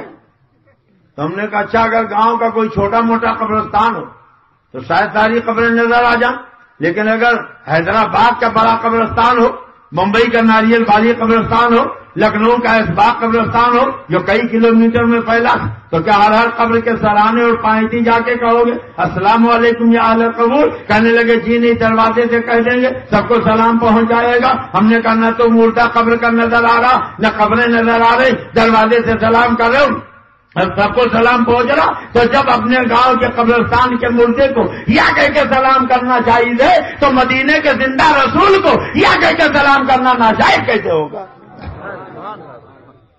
کہنے لگے مولانا چلیے ٹھیک آپ یا لگا لیجیے مگر کھڑے ہو کے سلام نہ کیجیے، کھڑے ہو کے نہیں کرنا چاہیے۔ ہم نے کہا اچھا جب قبرستان جاتے ہو تو قبر کے مردے کو کھڑے ہو کے سلام کرتے ہو کہ لیٹ کے کہ بیٹھ کے؟ کھڑے کے نہیں، کھڑے کھڑے کرتے تھے۔ تو ہم نے کہا گاؤں کے قبرستان کے مردے کو تو کھڑے ہو کے سلام کرو، کسی کے پیشانی پر شکن نہ آئے، اور ہم مدینے کے آقا کو کھڑے ہو کے سلام کریں تو تمہارے چہرے کا جغرافیہ بدل جائے، صرف کو بدعت کے فتوے لگانے لگو۔ اگر گاؤں کے مردے کو کھڑے ہو کے سلام کرنا جائز ہے تو مدینے کے آقا کو کھڑے ہو کے سلام کرنا ناجائز کیسے ہوگا؟ کہنے لگے مولانا مگر ایک بات کہو گی۔ ہم نے کہا وہ کیا؟ کہا نماز میں سلام بیٹھ کے پڑھا جاتا، تو جو چیز نماز میں جیسے پڑھی جائے نماز کے باہر بھی ویسے پڑھنا چاہیے۔ سلام نماز میں بیٹھ کر، تو نماز کے باہر بھی ہم بیٹھ کے پڑھتے ہیں، کھڑے ہو کے نہیں پڑھتے۔ ہم نے کہا چاہیے بتاؤ کیا یہ ضروری ہے کہ جو چیز نماز میں جیسے ہو اسے باہر بھی پڑھی جائے؟ کہا بالکل۔ تو میں نے پوچھا یہ بتاؤ قرآن نماز میں کیسے پڑھتے ہو؟ رکوع میں پڑھتے ہو کہ سجدہ میں پڑھتے ہو کہ قاعدہ میں پڑھتے ہو؟ کہنے لگے نہیں جو کھڑے رہتے تب پڑھتے تھے۔ ہم نے کہا دیکھو نماز میں قرآن کھڑے ہو کے پڑھتے ہو اور نماز کے باہر جب مسجد میں تلاوت کرنا ہوتی ہے تو بیٹھ کے قرآن کی تلاوت کرتے ہو۔ اب مسجدوں میں بورڈ لگا دو، چونکہ نماز میں قرآن کھڑے ہو کے پڑھا جاتا ہے، اس لیے مدرسے کے بچے بھی جب قرآن پڑھنا چاہیں یا مسجد کے نمازی جب قرآن پڑھنا چاہیں تو رحل ہاتھ میں اٹھا کر کھڑے ہو کے پڑھا کریں، اس لیے کہ جو چیز نماز میں جیسے ہو اسے پڑھنی چاہیے۔ کہنے لگے مولانا نماز میں قرآن کھڑے ہو کے پڑھا جاتا، نماز کے باہر بیٹھ کے پڑھا جاتا۔ ہم نے کہا سن لو نماز میں سلام بیٹھ کے پڑھا جاتا ہے اور نماز کے باہر کھڑے ہو کے پڑھا جاتا ہے۔ کہنے لگے اچھا مولانا اور بھی کوئی ثبوت ہے؟ میں نے کہا کھڑے ہو کے کون نہیں پڑھتا ہے؟ کام نہیں پڑھتے؟ ہم نے کہا تم بھی پڑھتے ہو؟ کہا ہم نے کب کھڑے ہو کے پڑھا؟ ہم نے کہا قرآن پاک میں ہے وہ سلام علی المرسلین، سلام ہو سارے رسولوں پر، پورے سال توفیق ہو یا نہ ہو، مگر جب رمضان کا مہینہ آئے گا، تراویح کی نماز پڑھنے امام مسجد میں کھڑا ہوگا تو قبلہ کی طرف رخ ہے، ہاتھ باندھے ہوئے اللہ کی عبادت میں ہے اور سارے رسولوں کو کھڑے ہو کے سلام کر رہا، تو جب حالت نماز میں ہاتھ باندھ کر سارے رسولوں کو کھڑے ہو کے سلام کرنا چاہیے تو نماز کے باہر میلاد شریف کی محفل میں کھڑے ہو کے سلام پڑھنا ناجائز کیسے ہوگا؟ خدا جب دین لیتا ہے تو عقل ہے، زور سے بولو عقل ہے، تو بیٹھا رہ گیا۔ لکھتے ہیں کہ حضرت صلی اللہ علیہ وسلم نے خلفائے اربعہ میں سے ایک سے فرمایا کہ بھائی ذرا مولانا محمد قاسم کو بلا لو۔ دیکھیے بھائی بننے کا شوق کتنا، یہ مقدس علماء تشریف فرما، صحابہ کی پوری تاریخ زندگی دیکھ ڈالو، مولا علی وہ ہے کہ جو حقیقتاً سرکار کے بھائی ہیں، شہزاد بھائی، انہیں حق تھا، وہ چاہتے تو بھائی کہتے، مگر کسی صحابی نے سرکار کو بھائی نہیں کہا، اور یہ اتنا بھائی کہلانے کا شوق کہ کہتے ہیں سرکار نے کہا بھائی ذرا مولانا محمد قاسم کو بلا لو، وہ تشریف لے گئے اور مولانا کو لے کر آ گئے۔ حضرت صلی اللہ علیہ وسلم نے ارشاد فرمایا کہ مولانا مدرسہ کا حساب لائیے۔ اب سمجھے آپ، تمنا مختصر سی ہے مگر تمہید طولانی، گھوٹالہ کی لے کر آنا نا۔ کہتے ہیں رسول اللہ نے فرمایا کہ مولانا مدرسہ کا حساب لائیے، عرض کیا حضرت حاضر ہے، اور یہ کہہ کر حساب بتلانا شروع کی جاؤ، ایک ایک پائی کا حساب دیا۔ حضرت صلی اللہ علیہ وسلم کی خوشی اور مسرت کی اس وقت کوئی انتہا نہ تھی، بہت ہی خوش ہوئے اور فرمایا کہ اچھا مولانا اب اجازت ہے۔ بولو اجازت چھوٹا لیتا ہے کہ بڑا؟ یہ اپنے کو نبی سے بڑا سمجھ رہے ہیں کہ سرکار نے ان سے اجازت لی۔ اب میں آپ کا ذہن چاہتا ہوں کہ سرکار کے بارے میں لکھا کہ پیٹھ پیچھے کی خبر نہیں، غیب کا علم نہیں، اور تقویۃ الایمان میں لکھا نبی مر کر مٹی میں مل گئے، رسول کے چاہنے سے کچھ نہیں ہوتا۔ معاذ اللہ، ہم اگر میلاد شریف کریں تو کہتے ہیں میلاد شریف کی محفل آندھرا پردیش، رسول اللہ مدینے میں، انہیں غیب کا علم نہیں ہے، وہ وہاں سے آئیں گے کیسے جب وہ زندہ نہیں ہے؟ تو وہ مدینے سے یہاں پہنچیں گے کیسے؟ انہیں کوئی اختیار نہیں ہے تو وہ محفل میں تشریف کیسے لائیں گے؟ ہمارا عقیدہ یہ ہے کہ سنا ہے آپ ہر عاشق کے گھر تشریف لاتے ہیں یا رسول اللہ، سنا ہے آپ ہر عاشق کے گھر تشریف لاتے ہیں، میرے گھر میں بھی ہو جائے چراغاں یا رسول اللہ، میرے گھر میں بھی ہو جائے چراغاں یا رسول اللہ، میرے گھر میں بھی ہو جائے چراغاں یا رسول اللہ۔ مگر کہتے ہیں میلاد شریف آندھرا پردیش میں ہو رہی، رسول اللہ مدینے میں ہے، انہیں غیب کا علم نہیں ہے، وہ تو باز اللہ مر کر مٹی میں مل گئے، انہیں کوئی اختیار نہیں تھے، وہ آئیں گے کہتے۔ اب میں پوچھنا چاہتا ہوں اگر رسول اللہ کو غیب کا علم نہیں ہے، ہمارے محفل میلاد کی انہیں خبر نہیں ہوتی ہے، تو گھوٹالہ دیوبند میں ہوا تھا، رسول اللہ کو مدینے میں پتہ کیسے چلا؟ اگر وہ زندہ نہیں تھے تو حساب عادت کرنے کے لیے دیوبند سے آئے کیسے؟ اگر انہیں کوئی اختیار نہیں تھا تو دیوبند کا بہی کھاتا انہوں نے کیسے چیک کیا؟ پتہ چلا اپنا گھوٹالہ کلیئر کرانا ہو تو رسول اللہ کو زندہ بھی مان لیں، غیبتا بھی مان لیں، اختیار والا بھی مان لیں، ورنہ لکھن نبی مر کر مٹی میں مل گئے، رسول کے چاہنے سے کچھ نہیں ہوتا، نبی کو غیب کا علم نہیں ہے۔ سر فرمایا بریلی کے تاجدار نے مومن ہے وہ جو ان کی عزت پہ مرے دل سے تعظیم بھی کرتا ہے، نزدیک تو مرے دل سے۔ حضرات بات سمجھ میں آ رہی کہ نہیں آ رہی؟ ارے بولیے، سمجھ میں آ رہی؟ بات آ گئی علم غیب کی، تو ایک بات بتائیے کبھی آپ کے ہاں چاند کا جھگڑا ہوا کہ نہیں ہوا؟ ہوتا ہے چاند کا جھگڑا؟ تو رمضان کے چاند کا ہوتا ہے کہ عید کے چاند کا؟ کس چاند کا جھگڑا ہوتا؟ رمضان کا چاند تو دیکھ لیں تو آنکھ ملتے رہتے تھے، آج نہ نکلتا تو ایک دن کی اور مہلت مل جاتی، اور جہاں 29 رمضان ہوا آنکھ مل مل کے دیکھنا شروع کر دیں گے، شاید نظر آ جائے، شاید نظر آ جائے، ایک سے چھٹی مل جائے۔ ہوتا ہے کہ نہیں ہوتا؟ تقریب فہم کے لیے سمجھو، حضرت مولانا احمد رضا صاحب مسجد کے حجرے میں بیٹھے ہیں، رمضان کا مہینہ 29 تاریخ، ایک صاحب آئے اور انہوں نے پہنچ کے کہا حضرت حضرت حضرت، کہا کیا ہوا، خیریت تو ہے؟ کہا چاند ہو گیا۔ اور کیا ہوا؟ ابھی تک آپ نے اعلان نہیں کیا۔ تو انہوں نے کہا کہاں چاند ہو گیا؟ کہا جہاں ہوتا وہاں ہوا، اور کیا آپ کے حجرے میں ہوگا؟ تو مولانا صاحب نے پوچھا بھائی چاند کہاں ہوتا؟ کہاں آسمان پہ ہوتا؟ آسمان پہ ہو گیا۔ کہا آپ نے دیکھا؟ کہا جھوٹ نہیں بولوں گا، اپنی عاقبت برباد نہیں کروں گا، میں نے اپنی آنکھ سے نہیں دیکھا، جب دیکھا نہیں تو کیسے کہہ دیا چاند ہو گیا؟ کہا میرا ساتھی امام الدین ہے، اس نے کہا تو میں نے کہہ دیا۔ کہا آپ کا نام کیا ہے؟ کہا میرا نام کلام الدین ہے۔ کہا یہی بیٹھ جاؤ۔ ایک مقتدی کو بلایا، کہا جاؤ امام الدین کو بلا لو۔ آگے السلام علیکم۔ وعلیکم السلام۔ کیا نام ہے آپ کا؟ میرا نام امام الدین ہے۔ آپ نے کہا چاند ہو گیا؟ ارے حضرت پورا نظام آباد کہہ رہا تھا، حجرے سے باہر تو نکلیے دیکھیے تو دیکھ۔ کہا بھائی امام الدین پورا نظام آباد کہہ رہا، مگر یہ بتائیے آپ نے دیکھا؟ کہا جھوٹ نہیں بولوں گا، اپنی آنکھ سے نہیں دیکھا۔ کہا جب دیکھا نہیں تو کیسے کہہ دیا چاند ہو گیا؟ کہا میرا ایک ساتھی نور الدین ہے، اس نے کہا تو میں نے بھی کہہ دیا۔ کہا تم بھی یہیں بیٹھ جاؤ۔ نور الدین آ گئے، السلام علیکم۔ وعلیکم السلام۔ آپ نے کہا چاند ہو گیا؟ ارے حضرت میں ہی نہیں، پورا آندھرا پردیش کہہ رہا، آپ باہر نکلیے تو صحیح۔ کہا پورا آندھرا پردیش کہہ رہا بھائی نور الدین، مگر یہ بتائیے آپ نے دیکھا؟ کہا حضرت جھوٹ نہیں بولوں گا، اپنی آنکھ سے نہیں دیکھا۔ کہا جب دیکھا نہیں تو کیسے کہہ دیا؟ کہا میرا ایک ساتھی نظام الدین ہے، اس نے کہا تو میں نے بھی کہہ دیا۔ کہا تم بھی یہیں بیٹھ جاؤ۔ نظام الدین آ گئے، السلام علیکم۔ وعلیکم السلام۔ آپ نے کہا چاند ہو گیا؟ ارے حضرت پورے ریڈیو ٹیلی ویژن پہ خبر آ رہی، آپ نکلیے تو صحیح اجلے تھے۔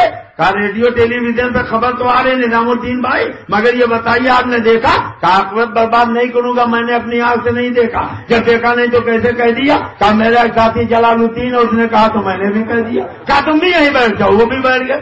اب جلال الدین آ گئے، السلام علیکم۔ وعلیکم السلام۔ آپ نے کہا چاند ہو گیا؟ ارے حضرت میں نے اپنی آنکھ سے دیکھا، میں گواہی دیتا ہوں، اور یہ میرے ساتھ جتنے آئے یہ بھی گواہی دے رہے، مگر وہ چاروں جو بیٹھے دعا کر رہے تھے، مولا کسی کو بھیج دے، مولا کسی کو بھیج دے، مولا کسی کو بھیج دے۔ اب بول پڑے، کہنے لگے امام صاحب آپ اب تک ہماری بات نہیں مان رہے تھے، اب تو یقین آ گیا ہم غلط نہیں بول رہے تھے، چاند ہو گیا ہم صحیح کہہ رہے تھے۔ کہا چپ چاپ بیٹھے رہو، اگر دیکھنے والا آ کے گواہی نہ دے دیتا تو سچے ہو کر بھی تمہاری بات لائق اعتبار نہ ہوتی، اس لیے کہ گواہی بغیر دیکھے معتبر نہیں ہوتی ہے۔ بلا تصویر 10,000 بار بلا تصویر، میں تقریب فہم کے لیے سمجھو، حضرت آدم آئے انہوں نے کہا اللہ ایک ہے، حضرت نوح آئے انہوں نے کہا اللہ ایک ہے، حضرت یحییٰ آئے انہوں نے کہا اللہ ایک ہے، حضرت زکریا آئے انہوں نے کہا اللہ ایک ہے، حضرت ہود آئے انہوں نے کہا اللہ ایک ہے، حضرت داؤد آئے انہوں نے کہا اللہ ایک ہے، حضرت سلیمان آئے انہوں نے کہا اللہ ایک ہے، حضرت نوح آئے انہوں نے کہا اللہ ایک ہے، حضرت یعقوب آئے انہوں نے کہا اللہ ایک ہے، حضرت یوسف آئے انہوں نے کہا اللہ ایک ہے، حضرت یعقوب حضرت ابراہیم آئے انہوں نے کہا اللہ ایک ہے، حضرت اسماعیل آئے انہوں نے کہا اللہ ایک ہے، حضرت موسیٰ آئے انہوں نے کہا اللہ ایک ہے، حضرت عیسیٰ آئے انہوں نے کہا اللہ ایک ہے، کم و بیش 1,24,000 انبیاء و مرسلین آئے، سب نے کہا اللہ ایک ہے۔ قوم نے پوچھا یہ بتائیے آپ نے دیکھا ہے؟ حضرت آدم نے کہا دیکھا نہیں ہے، حضرت نوح نے کہا دیکھا نہیں ہے، حضرت یحییٰ نے کہا دیکھا نہیں ہے، حضرت زکریا نے کہا دیکھا نہیں ہے، حضرت ہود نے کہا دیکھا نہیں ہے، حضرت سلیمان نے کہا دیکھا نہیں ہے، حضرت یعقوب نے کہا دیکھا نہیں ہے، حضرت یوسف نے کہا دیکھا نہیں ہے، حضرت موسیٰ نے کہا دیکھا نہیں ہے، حضرت عیسیٰ نے کہا دیکھا نہیں ہے۔ کہا جب دیکھا نہیں تو کیسے گواہی دے رہے؟ کہا جبریل آتے ہیں، وہی آتے ہیں، اس لیے کہہ دیا اللہ ایک ہے، مگر دیکھا نہیں ہے۔ اب سب دعا مانگ رہے مولا کسی کو بھیج دے، مولا کسی کو بھیج دے، مولا کسی کو بھیج دے، مولا کسی کو بھیج دے۔ ربیع الاول کا مہینہ آیا، دوشنبہ کا دن آیا، صبح دادی کا سہانا وقت آیا، مکے میں ایک بچہ پیدا ہوا، پیدا ہوتے ہی اس نے اعلان کیا اللہ ایک ہے۔ قوم نے پوچھا یہ تو حضرت آدم نے بھی کہا تھا، حضرت نوح نے بھی کہا تھا، حضرت یحییٰ نے بھی کہا تھا، سارے نبیوں نے کہا تھا اللہ ایک ہے، مگر کسی نے دیکھا نہیں تھا۔ آپ بھی کہتے ہو اللہ ایک ہے، مگر یہ بتا دیجیے آپ نے اللہ کو دیکھا ہے؟ تو میرے آقا و مولا نے فرمایا ہاں سنو، رأیت ربی فی احسن صورت، اپنے پروردگار کو ہم نے اچھی صورت میں دیکھا۔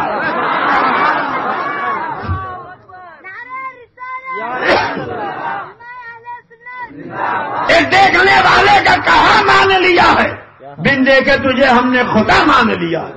سب سے بڑا غیب تو اللہ اتنا بڑا غیب الغیب ہے کہ کم و بیش 1,24,000 انبیاء و مرسلین کی آنکھیں اسے نہ دیکھ سکی، تو جو اتنا بڑا غیب الغیب ہو کہ نبیوں اور رسولوں کی آنکھیں جسے نہ دیکھ سکے، میرے آقا کی نگاہوں سے وہ نہیں چھپا، تو اور کون سا غیب چھپے گا؟ جبھی تو اعلیٰ حضرت کہتے ہیں اور کوئی غیب کیا تم سے نہا ہو بھلا، اور کوئی غیب کیا تم سے نہا ہو بھلا، جب نہ خدا ہی چھپا تم پہ کروڑوں ضرور۔ یہ ہے قرآن پاک۔ اللہ فرماتا وما ہوا علی الغیب بدلیل، میرا نبی غیب بتانے میں بخیل نہیں ہے. اور وہابی کہتا ہے نبی کو غیب کا علم ہی نہیں ہے. ایک وہابی کہنے لگا مولانا ہوا کا مرجع اللہ ہے، نبی نہیں ہے، اللہ غیب بتانے میں بخیل نہیں. ہم نے کہا چلو تھوڑی دیر کے لیے تمہاری بات مان لیں کہ اللہ غیب بتانے میں بخیل نہیں ہے، تو اس کا مطلب اللہ نے کسی کو غیب کا علم دیا ہے. اب یہ بتاؤ کس کو اللہ نے غیب کا علم دیا؟ جب اپنے پیارے محبوب کو نہیں دیا تو کیا اشرف علی تھانوی کو دیا ہے،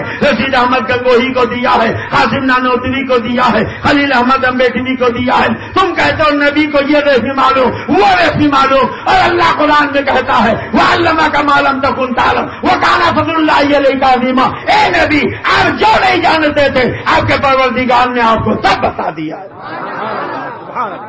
اور سنو حضرت عیسیٰ علیہ السلام کہتے ہیں اُنَبِّئُكُم بِمَا تَأْكُلُونَ وَمَا تَدَّخِرُونَ فِي بُيُوتِكُم، میں تمہیں بتاتا ہوں کیا گھروں سے کھا کے آتے ہو، کیا گھروں میں چھوڑ کے آتے ہو، کیا کھا کے آئے یہ بھی جاننا غیب ہے، کیا گھر میں چھوڑ کے آئے یہ جاننا بھی غیب ہے. اور قرآن کہتا حضرت عیسیٰ کو اللہ نے یہ غیب کا علم عطا فرمایا تھا. جو گھر سے کھا کے آتے تھے وہ بھی بتا دیتے تھے، جو گھر میں چھوڑ کے آتے تھے وہ بھی بتا دیتے تھے. تو جب حضرت عیسیٰ کا علم غیب قرآن سے ثابت ہے تو میرے آقا تو سید المرسلین ہے، میرے آقا تو سید الانبیاء ہے. اور اسی لیے تو اعلیٰ حضرت نے کہا اور کوئی غیب کیا تم سے نہا ہو بھلا جب نہ خدا ہی چھپا تم پہ کروڑوں درود. حضرات دیکھیے ایک کتاب اور بھی ہے، اس کتاب کا نام ہے تحذیر الناس. کیا نام ہے؟ لکھنے والے کا نام ہے قاسم نانوتوی. اور دیکھیے قرآن کہتا خاتم النبیین، میرے آقا نبی خاتم النبیین ہے. اور سرکار فرماتے حدیث ہے لا نبی بعدی، میرے بعد کوئی نبی نہیں آئے گا. مگر انہوں نے اپنی کتاب میں لکھا خاتم النبیین کے معنی آخری نبی سمجھنا یہ عوام کا خیال ہے. اور زور سے بولو ماد اللہ، سب مل کے بولو ماد اللہ. نبی کہتے ہیں لا نبی آبادی، میرے بعد کوئی نبی نہیں آئے گا. اور یہ لکھتا ہے خاتم النبیین کے معنی آخری نبی سمجھنا یہ عوام کا خیال ہے. تو نبی کی بات کو جو عوام کا خیال کہے وہ چاہے جتنا کلمہ نماز پڑھے بولو وہ مسلمان ہو سکتا ہے. اور دیکھو یہی کتاب تحذیر الناس صفحہ 5 ہے، اس میں لکھتے ہیں انبیاء اپنی امت سے ممتاز ہوتے ہیں تو علوم ہی میں ممتاز ہوتے ہیں، باقی رہا عمل اس میں بسا اوقات بظاہر امتی مساوی ہو جاتے ہیں بلکہ بڑھ جاتے ہیں. لکھتا ہے امتی عمل میں کبھی تو نبی کے برابر ہو جاتا ہے کبھی نبی سے آگے بڑھ جاتا ہے. بتاؤ آندھرا پردیش کے مسلمانوں امتی چاہے جتنا عمل کرے نبی کے برابر ہو سکتا ہے؟ ارے زور سے بولو. اور جب نبی کے برابر نہیں ہو سکتا تو نبی سے آگے بڑھ سکتا ہے. اور جن کا یہ عقیدہ ہو چاہے جتنی لمبی داڑھی رکھے چاہے جتنا کلمہ نماز پڑھے بولو وہ مسلمان ہو سکتے ہیں. یہ ایمان والے کی بولی ہے کہ بے ایمان کی؟ خدا جب دین لیتا ہے تو عقل ہے. ان کی جماعت کے ایک بہت بڑے مولانا، اور ان کے ہاں چھوٹا تو کوئی ہوتا ہی نہیں، سب بڑے ہی ہوتے ہیں، اشرف علی تھانوی. کیا نام ہے؟ کتاب کا نام ہے اشرف السوانح، صفحہ ہے 76. لکھتے ہیں ایک مرتبہ دارالعلوم دیوبند میں جلسہ ہو رہا تھا. سامعین حضرات، یہ پروگرام نورقادری.in کی جانب سے آپ کی بارگاہ میں پیش کیا جا رہا ہے. لوگ تھانوی جی کے پاس آئے. اب دونوں لکھتے ہیں اپنی جماعت کی مصلحت کے لیے حضور سرور عالم صلی اللہ علیہ وسلم کے فضائل بیان کیے جائیں. آپ بتاؤ کہ آپ اپنے نبی کی فضیلت بیان کرتے ہو مصلحت کے لیے کہ محبت میں؟ ارے زور سے بولو. مصلحت اور محبت کا فرق سمجھتے ہو کہ نہیں سمجھتے ہو؟ ارے کسی کو سلام اس لیے کرو کہ وہ چائے پلا دے، کھانا کھلا دے، یہ ہو گیا مصلحت. تو یہ اگر نبی کی فضیلت بیان کرتے ہیں تو محبت میں نہیں مصلحت میں.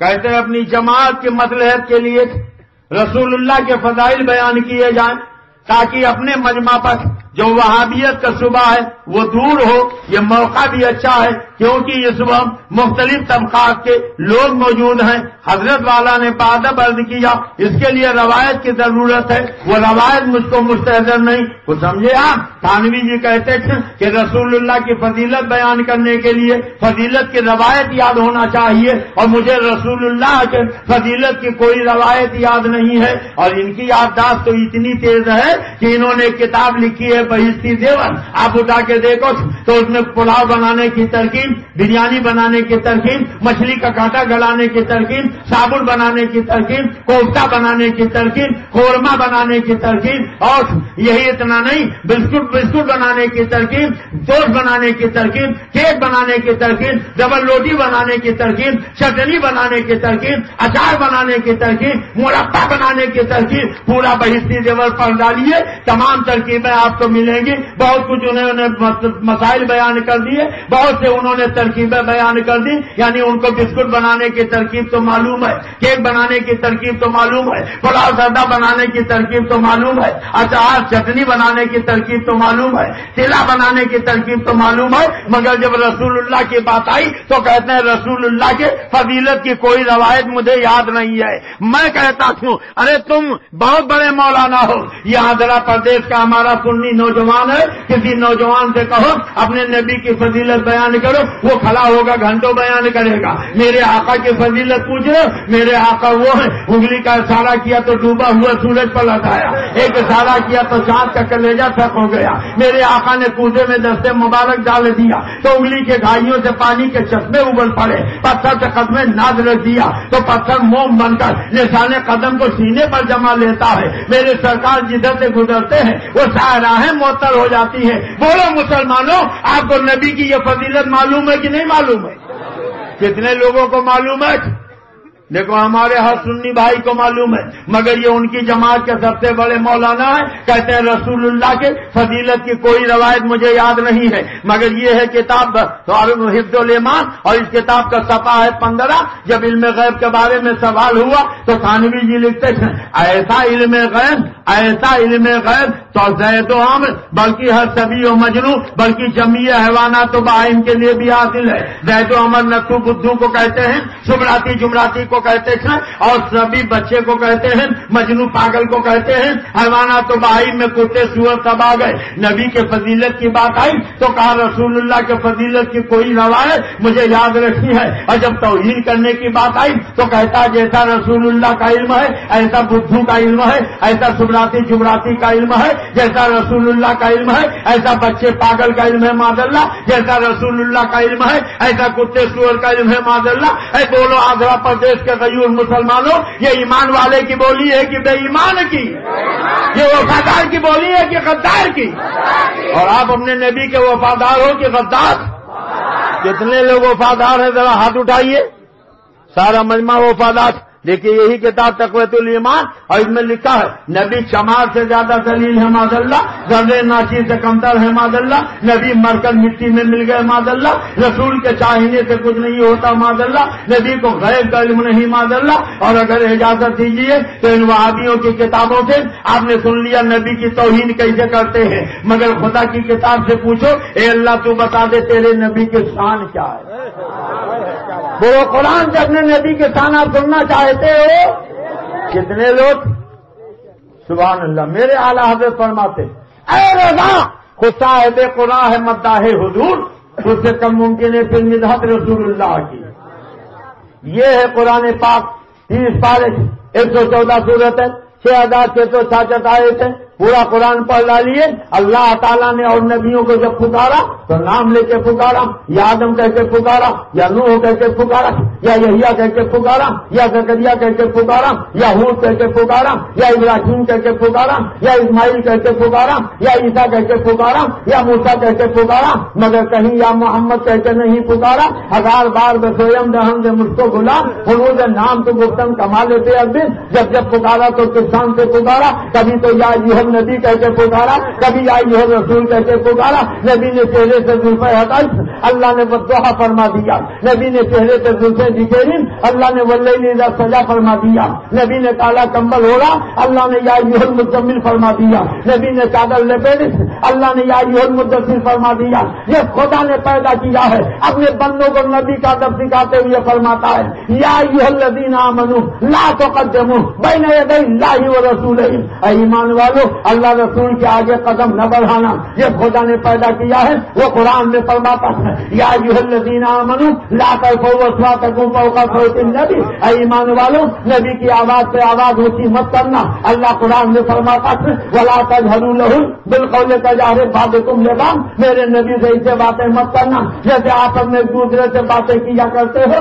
اللہ قرآن میں فرماتا ہے ان الذین ینادونک من وراء الحجرات اکثرهم لا یعقلون، جو نبی کو حجروں کے باہر سے پکارتے ہیں وہ بے عقل ہیں۔ آج خدا نے پیدا کیا ہے، وہ قرآن میں فرماتا ہے وما آتاکم الرسول فخذوه وما نهاکم عنہ فانتهوا، میرا نبی جو تمہیں دے اسے لے لو اور جس سے منع فرما اسے رک جاؤ۔ اللہ قرآن میں ارشاد فرماتا ہے یا ایھا الذین آمنوا لا تقولوا رائنا وقولوا انظرنا، اے ایمان والو میرے نبی کو رائنا مت کہنا، اگر کہنا ہی ہے تو انظرنا کہنا۔ جس خدا نے پیدا کیا ہے وہ قرآن میں ارشاد فرماتا ہے انا اعطیناک الکوثر، اے پیارے حبیب میں نے کوثر کا خزانہ دے دیا۔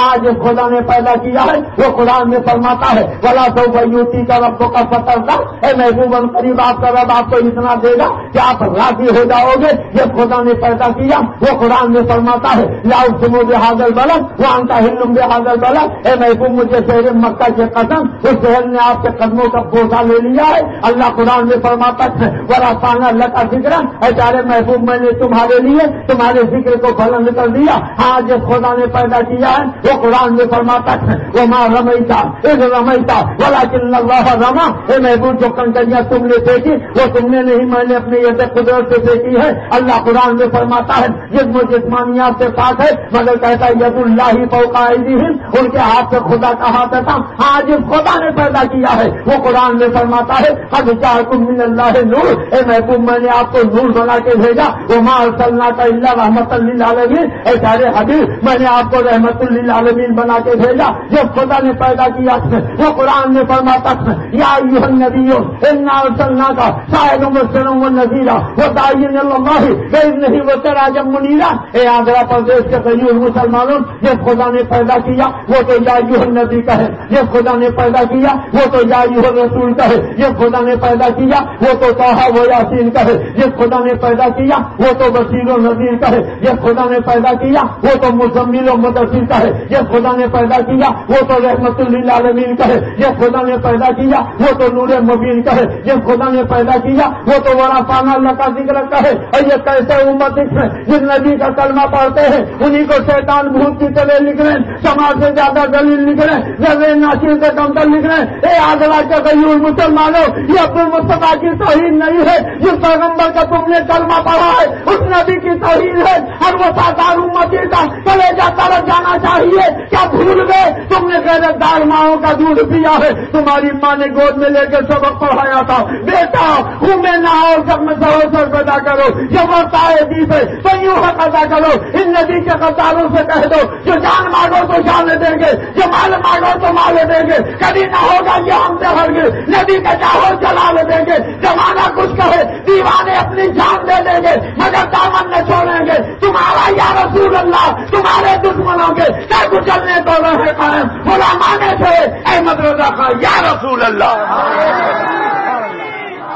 نعرہ تکبیر، نعرہ رسالت، مسلک اعلی حضرت علماء اہل سنت حضرت علامہ عبد المصطفیٰ صاحب اللہ، نعرہ تکبیر۔ بات سمجھ میں آ رہی کہ نہیں آ رہی؟ سمجھ میں آ رہی نا؟ سمجھ میں آ رہی نا؟ اچھا کہتے ہیں بریلی میں کفر کی مشین گڑی ہے، اور کفر کی مشین کہاں گڑی ہے آپ اجازت دیجئے تو بتا دوں۔ ارے احسان مانو بریلی والے کا، کہہ دو سبحان اللہ۔ نوازی سے عنایت ہے، کرم ہے اعلی حضرت کا، پلایا جام ہم کو مصطفیٰ پیارے کی الفت کا، بڑا خطبہ زمین پر سرور دی کی امامت کا، تو افلاق پر چرچا جناب اعلی حضرت کا۔ مانا عرب نے تجھ کو یگانت، گایا جب نے تیرا ترانہ اور مانے تجھ کو سارا زمانہ. ہم یہ سنت اعلی حضرت صرف پلے چوٹی کے بابلے پھاڑ دیے ہر ایک کے جبڑے خنجر کیا خوب چلایا. ہم یہ سنت اعلی حضرت.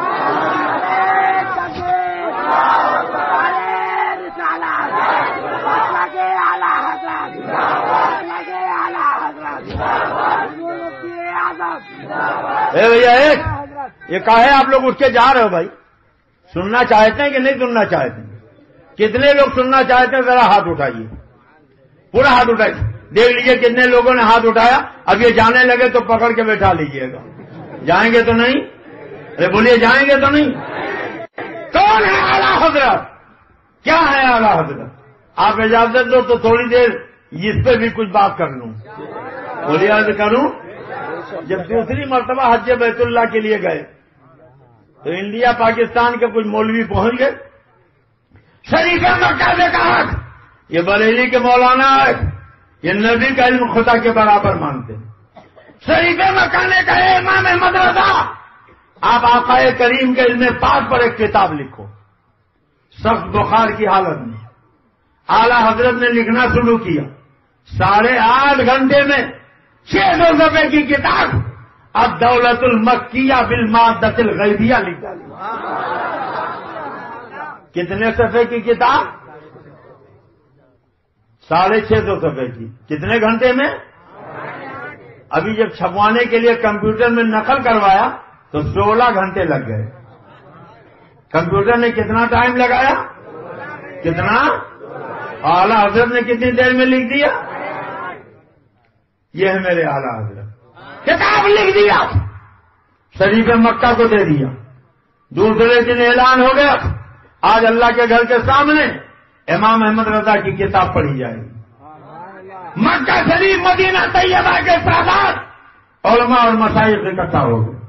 مصر شام اور دنیا کے علماء جو اس وقت حج کے لیے آئے تھے سب جمع ہو گئے.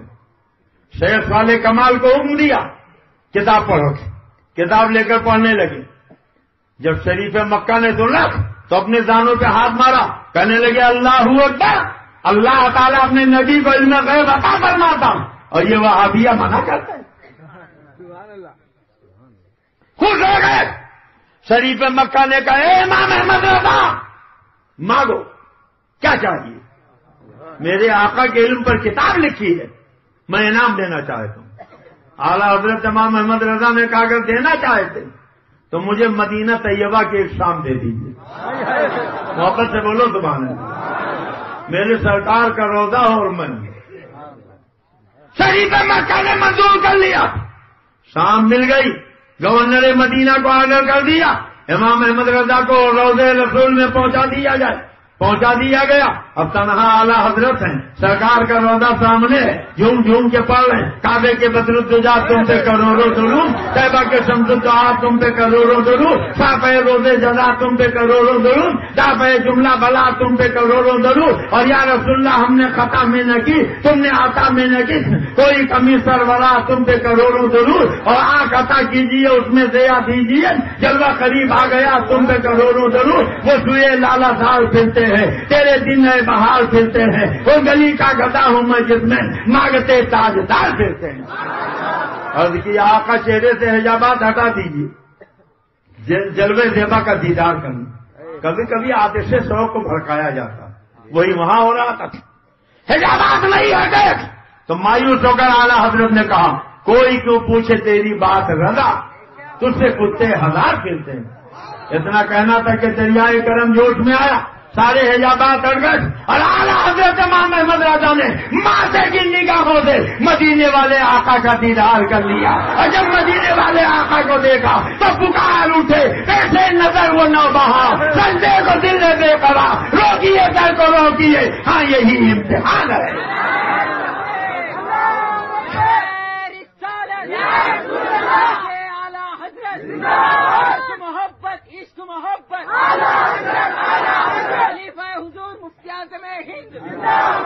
جب تک ہوش میں رہے سر روکے رہے, مگر جب دنیا ہوش و خرد سے بے نیاز ہو گئے تو خود ہی فرماتے ہیں بے خودی میں سجدے دریا کیا ثواب، جو کیا اچھا کیا، پھر تجھ کو کیا ان کے نام پاک پر دل جان و مال نظر دیا، سب تج دیا، پھر تجھ کو کیا، اور تیری دوزخ سے تو کچھ چھینا نہیں، خلد میں پہنچا رہا، پھر تجھ کو کیا۔ یہ ہے اعلی حضرت۔ کون ہے اعلی حضرت؟ 1000 سال میں ہزاروں فقہا نے مل کر محنت کی، تب بتایا کہ مٹی کی 74 قسمیں ہیں جن سے تیمم کرنا چاہیے، اور 52 قسمیں ہیں جن سے تیمم کرنا نہ چاہیے۔ اور جب اعلی حضرت نے تیمم کے مسئلے پر قلم چلایا تو 74 میں 104 کا اضافہ کر دیا، اور 52 میں 78 کا اضافہ کر دیا، یعنی 1000 سال میں ہزاروں فقہا نے جتنا کیا تھا، امام احمد رضا نے تنے تنہا اس کو دگنے سے زیادہ پہنچا دیا۔ فتاوی رضویہ کی 12 ضخیم جلدیں جس کو 30 جلدیں بنا دی گئی، ایک آدمی اٹھانا چاہے تو اٹھا نہ سکے۔ اعلی حضرت نے 1300 کتابیں لکھی، 100 سے زائد علوم و فنون پر، ایک کتاب ہے فتاوی رضویہ۔ پہلی جلد کسی نے پوچھا مائع مطلق اور مائع مقید کی کتنی قسمیں، یعنی پانی کی کتنی قسمیں ہیں جن سے وضو کرنا جائز ہے اور کتنی قسمیں جن سے وضو کرنا ناجائز۔ اب اعلی حضرت نے پانی کے مسئلے پر قلم چلایا تو 158 قسمیں پانی کی وہ لکھی جن سے وضو کرنا جائز ہے، اور 148 قسمیں پانی کی وہ لکھی جن سے وضو کرنا ناجائز ہے، یعنی ایک جگہ پر فتاوی رضویہ کی پہلی جلد میں 300 سے زیادہ اعلی حضرت نے پانی کی قسمیں بیان کر دی ہیں۔ بلکہ ہمیں کہنے دیجیے، پانی پر قلم چلایا ہے تو پانی کو پانی پانی کر دیا ہے، جبھی تو تحدید نعمت کے طور پہ کہتے ہیں ملک سخن کے ساہی تم کو رضا مسلم، جس سمت آ گئے ہو، جس سمت آ گئے ہو، جس سمت آ گئے ہو، سکے بتا دیے۔ ایک زمانے سے بحث چل رہی تھی، قرآن پاک افضل ہے کہ رسول پاک افضل ہے، فیصلہ نہیں ہو رہا تھا۔ علامہ سامی نے فتاوی سامی لکھا، اور جب اس مسئلے پر آئے تو کہنے لگے مسئلہ پیچیدہ ہے، توقف کرنا بہتر ہے۔ مگر جب اعلیٰ حضرت نے فتاوی سامی کا عربی میں حاشیہ لکھا اور اس مسئلے پر آئے تو فرمایا فقیر کے نزدیک مسئلہ بالکل واضح ہے، یہاں توقف کی کوئی ضرورت نہیں۔ فرمایا دونوں، اگر قرآن پاک سے خاص مصحف ہے جو اللہ کی کتاب ہے تو اللہ کی کتاب غیر مخلوق، میرے آقا مخلوق ہیں تو اللہ کی صفت ساری مخلوقات سے افضل۔ اور اگر قرآن پاک سے مراد یہ کاغذ کے چھپے ہوئے حروف ہیں، یہ نقوش ہیں، یہ تلاوت کی آواز ہے جو ہمارے کانوں میں پہنچ رہی ہے، تو یہ آواز بھی مخلوق ہے، یہ کاغذ بھی مخلوق ہے، یہ سیاہی بھی مخلوق ہے، یہ حروف بھی مخلوق ہے، اور ایسے مخلوق ہیں کہ خالق اور میرے آقا بھی مخلوق ہیں، مگر آقا ایسے مخلوق ہیں کہ خالق کا بندہ خلق کا آقا کہوں تجھے، تو اگر قرآن پاک سے مراد ہر کلام الہی مصحف ہے تو وہ رسول پاک سے افضل ہے۔ اگر قرآن پاک سے مراد یہ کاغذ کے چھپے ہوئے حروف و نقوش ہیں، یہ تلاوت کی آواز ہے جو ہم کانوں سے سنتے ہیں، تو رسول پاک اس سے افضل ہے۔ خدمت قرآن پاک کی وہ لاجواب کی، راضی رضا سے صاحب قرآن ہے آج بھی، اور سب ان سے جلنے والوں کے گل ہو گئے چراغ، احمد رضا کی سما فروزہ ہے آج بھی۔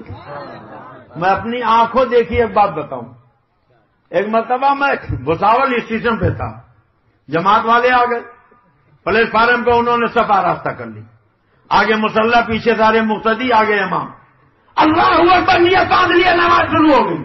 اتنے میں گاڑی کے سیٹی کی آواز آئی تو امام صاحب نے مسلح پکڑا اور گاڑی کی طرف بھاگے، اور جب امام چلے تو مقتدی کاہے کو رکتا، سب بھاگ لیے۔ کچھ کلی بغل میں کھڑے تو وہ چلائے، ارے حضرت جی یہ آپ کے گاڑی کی آواز نہیں، یہ تو مال گاڑی کی آواز ہے۔ مگر یہ میرے اعلیٰ حضرت ہے، کہہ دو سبحان اللہ۔ دوسری مرتبہ حج بیت اللہ کے بعد جب لوٹے تو اس زمانے میں سورت سے حج کے لیے جاتے تھے، سورت لوٹتے تھے۔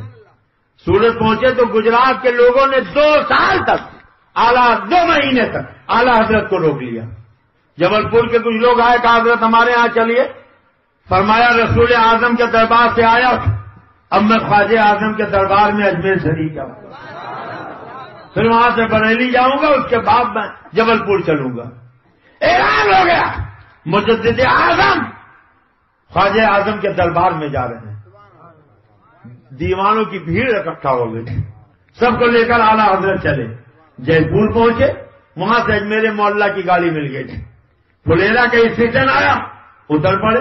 فرمایا مغرب کی نماز کا وقت ہو گیا. سارے لوگ نیچے اترے اور اطمینان سے باجماعت مغرب کی نماز پڑھیں. اللہ اور رسول نے چاہا تو گاڑی آگے نہیں جائے گی. بمبئی سے رسالہ نکلتا پیغام رضا، بمبئی سے نکلتا معرف رضا، دونوں اٹھا کر دیکھ لیجئے، واقعہ تفصیل سے اس میں موجود. اعلیٰ مسلح پر کھڑے ہو گئے، نیت باندھنی، پیچھے مقتدی کھڑے، نماز ہو رہی. تھوڑی دیر کے بعد ڈرائیور نے سیٹی بجا دی. جتنے لوگ پلیٹ فارم پر پھیلے تھے سب گاڑی کی طرف چل پڑے. دوسری سیٹی بجائی، لوگ ڈبوں میں سوار ہو گئے. تیسری سیٹی بجائی، اپنی اپنی سیٹوں پر بیٹھ گئے. اب ڈرائیور نے گاڑی آگے بڑھا دی مگر 1 انچ بھی گاڑی آگے نہ بڑھی.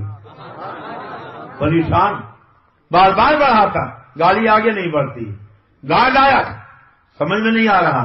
اسٹیشن ماسٹر آیا، سمجھ میں نہیں آ رہا. مستری آیا، سمجھ میں نہیں آ رہا. اتنے میں گارڈ کی نظر پڑی، کہنے لگا یہ مولانا صاحب جو نماز پڑھ رہے ہیں، ایسا لگتا ہے ان کی نماز کی وجہ سے گاڑی رکی ہے. جب تک یہ نماز مکمل نہ کر لیں گے یہ گاڑی آگے نہیں جائے گی. سب لوگ آ گئے، ہاتھ باندھ کر کھڑے ہو گئے. اعلیٰ حضرت نے جب سلام پھیرا تو اسٹیشن ماسٹر نے کہا حضور شاید آپ کے نماز کی وجہ سے گاڑی رکی ہے، آپ چلیے تاکہ گاڑی چل پڑے. اعلیٰ حضرت گاڑی میں سوار ہوئی، سارے لوگ آگے بیٹھ گئے. اب ڈرائیور نے گاڑی آگے بڑھائی تو گاڑی دوڑنے لگی. اجمیر شریف پہنچ گئے. اعلیٰ حضرت اترے، اپنے ساتھیوں کے ساتھ خواجہ اعظم کے دربار میں پہنچ گئے. رات بھر وہاں قیام فرمایا. جب سویرا ہوا تو اعلان ہو گیا آج خواجہ اعظم کے آستانے کے سامنے شاہجہانی مسجد میں مجدد اعظم کا خطاب ہوگا. اعلیٰ حضرت کا خطاب ہو رہا. اتنے میں لوگوں نے دیکھا ایک انگریز اپنے بیوی بچوں کے ساتھ چلا رہا. اعلیٰ حضرت نے فرمایا جاؤ پوچھو یہ کس لیے آ رہا. لوگوں نے جا کے پوچھا تو اس نے کہا میں ان سے خود ہی بتاؤں گا کس لیے آیا. وہ بالکل قریب پہنچا. اعلیٰ حضرت نے پوچھا کیسے آئے ہو؟ کہا آپ نے مجھے پہچانا نہیں؟ میں وہی ڈرائیور ہوں جو آپ کو جے پور سے لے کے اجمیر تک لایا تھا. آپ کو اتارنے کے بعد میں اپنے ریسٹ روم میں گیا، کھانا کھا کے بستر پر لیٹا، پوری رات کروٹ بدلتا رہا. 1 منٹ کے لیے نیند نہ آئی. میں سوچتا رہا یہ کیسے لوگ ہیں کہ جب تک نماز نہ پڑھ لیں گاڑی آگے لکھی جاتی ہے. صبح ہوتے ہوتے میرے یقین نے یہ فیصلہ کر لیا یہی سچے لوگ ہیں، یہی سچا مذہب ہے، اس لیے میں حاضر ہوا ہوں. آپ مجھے کلمہ پڑھا کے مسلمان بنا لیجیے.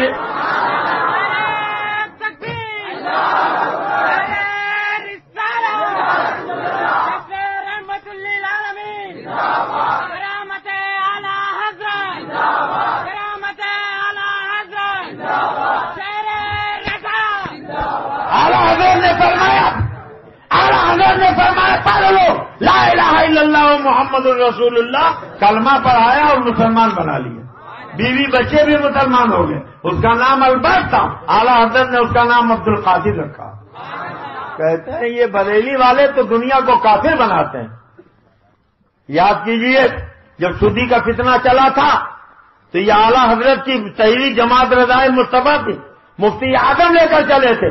بے مرشدے بنا گئے تھے اور متھرا کے قریب ایک گاؤں میں بھرت پور کا راجا سردانند موجود مسلمانوں کو سودی بنانا چاہتے تھے. سیرے بے سے سنت آگے بڑھے. سردانند سے کہا پنڈت جی آپ آئے ہو میرے بھائیوں کو مفتی کا راستہ بتانے، آپ اس سے مناظرہ کر لو. کہا مولانا مناظرہ نہیں کریں گے. کہا مناظرہ نہیں کرو گے تو یہ آگ تم نے جلوائی ہے. چلو دونوں اس آگ میں کودتے ہیں، یہ آگ فیصلہ کرے گی کون حق پر ہے کون باطل پر ہے. پنڈت جی نے کہا ہم آگ میں بھی نہیں کودیں گے، آپ واپس چلے آئے. کچھ دیر کے بعد گاؤں کے پردھان نے کہا چلیے اب ہم سودی نہیں ہوں گے، اس لیے کہ جب یہ مناظرہ بھی نہیں کر سکتے، مباہلہ بھی نہیں کر سکتے تو ہمیں یقین ہو گیا ہے کہ ہمارا مذہب اسلام سچا ہے.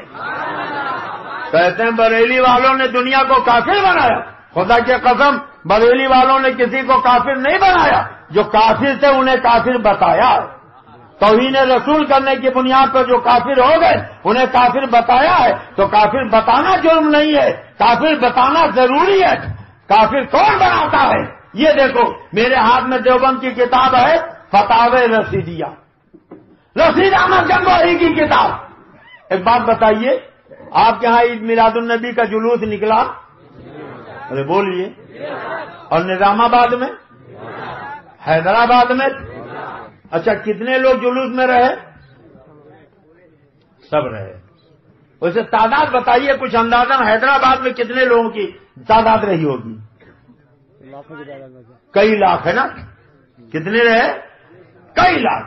اچھا یہ جتنے لوگ جلوس میں چلتے ہیں یہ نعرہ لگاتے ہیں تو کیا نعرہ لگاتے ہیں؟ نعرہ رسالت یا رسول اللہ. آپ لگاتے ہو؟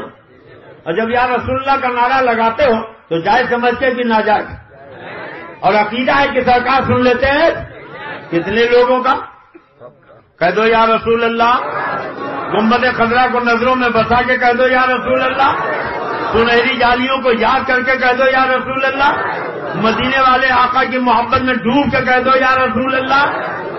آپ کا عقیدہ ہے نا.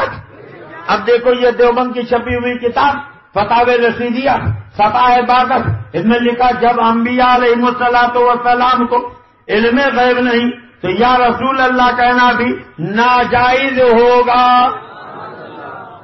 ارے زور سے بولیے معاذ اللہ. آپ جائز سمجھتے ہو کہ ناجائز؟ اور خالی ناجائز میں لکھتے ہیں اگر یہ عقیدہ کر کے کہیں کہ وہ دور سے سنتے ہیں بسبب علم غیب کے تو خود کفر ہے. آندھرا پردیش میں دسیوں لاکھ، پورے آندھرا پردیش میں دسیوں لاکھ مسلمان یا رسول اللہ کا نعرہ لگاتے ہیں. بولو لگاتے ہیں کہ نہیں؟ اور سب کا عقیدہ ہوتا ہے کہ سرکار سنتے ہیں. بولو صحیح بول رہا ہوں کہ غلط؟ تو یہ دسیوں لاکھ مسلمانوں کو دیوبند کے مفتی نے فتویٰ دے دیا کہ انہوں نے کفر کر ڈالا. تو اب بتاؤ کفر کی مشین بریلی میں گڑی ہے کہ دیوبند میں؟ ارے زور سے بولیے. نہ تم صدمے ہمیں دیتے نہ بدمارائیاں ہوتی نہ گلتے راز سربستہ نہ یوں رسوائیاں ہوتی. تم ہمیں کفر کرنے والا لکھو، ہمارے اوپر فتوے لگاؤ، اور ہم اگر وہی بیان کرتے ہیں تو جرم ہو جائے. بولو بیان کرنا جرم ہے کہ لکھنا جرم ہے؟ ارے زور سے بولیے. اچھا یہ بتائیے آپ میلاد شریف کرتے ہو جائز سمجھ کے کہ ناجائز؟ زور سے بولو. مگر یہی کتاب ہے صفحہ 131 میں لکھا میلاد ناجائز ہے. زور سے بولو معاذ اللہ. اور خالی ناجائز نہیں بلکہ معاذ اللہ حرام تک لکھا ہے. اب آپ بتاؤ یہ وفادار کی بولی ہے کہ غدار کی بولی ہے؟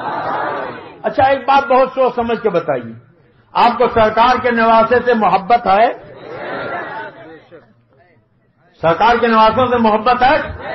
ان کے ذکر کی محفل کرتے ہو، سبیل لگاتے ہو، شربت پلاتے ہو، چندہ سبیل شربت میں دیتے ہو، بچوں کو دودھ پلاتے ہو. کتنے لوگ؟ سارا مجمع. مگر یہ دیکھو یہی کتاب فتاوی رشیدیہ صفحہ 139 غور سے سنیے لکھتے ہیں محرم میں ذکر شہادت حسین کرنا اگرچہ بروایات صحیحہ ہو یا سبیل لگانا، شربت پلانا یا چندہ سبیل شربت میں دینا یا دودھ پلانا سب نادرست اور تشبہ روافض کی وجہ سے حرام ہے. زور سے بولو معاذ اللہ. اور زور سے بولو معاذ اللہ. سن لیں کہتے ہیں امام حسین کے ذکر کی محفل حرام، سبیل لگانا حرام، شربت پلانا حرام، چندہ سبیل شربت میں دینا حرام، دودھ پلانا حرام. اچھا تو محرم میں ان کے یہاں بچے پیدا ہوتے ہیں کہ نہیں؟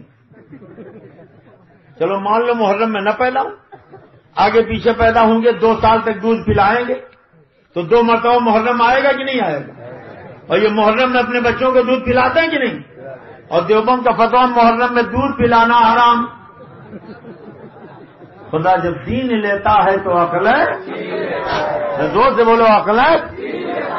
زور سے بولیے عقل ہے. اور اگر اجازت دیجیے تو ایک بالکل انوکھا فتویٰ ان کا سنا دوں. بولیے سناؤں. اسی کتاب میں پوچھا گیا یہ بتائیے ہولی دیوالی کی پوری کچوری کھانا کیسا ہے؟ کہا درست ہے. سبیل حرام، کچڑا حرام، شربت حرام، مرغا حرام، حلوہ حرام، شربت حرام، مگر ہولی دیوالی کی پوری کچوری درست. پھر پوچھا گیا سودی پیسے کے پیاؤ کا پانی؟ کہا جائز ہے. کہا امام حسین کا مرثیہ مل جائے تو؟ کہا جلا دینا یا زمین میں دفن کر دینا ضروری ہے. اور پھر اسی میں پوچھا گیا جہاں لوگ کالا کوا کھانا برا سمجھتے ہوں وہاں کالا کالا کوا کھانا کیسا ہے؟ صفحہ ہے 597 لکھتا وہاں کالا کوا کھانا ثواب ہوگا.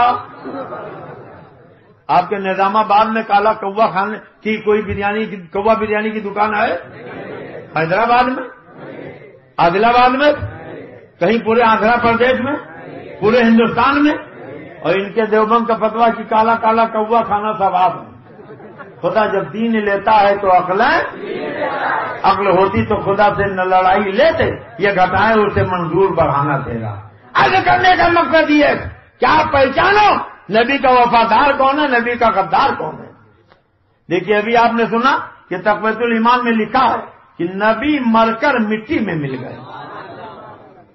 رسول کے چاہنے سے کچھ نہیں ہوتا، نبی کو غیر کا علم نہیں. اور یہ ہے کتاب اشرف السوانے. ان کے تھانوی جی کے ایک دادا تھے. کون تھے؟ دادا. وہ تجارت کرتے تھے، ایک مرتبہ ڈاکو مل گئے، انہیں مار ڈالا، نہلایا دھلایا کفن پہنایا، لے جا کے قبر میں دفن کر دیا.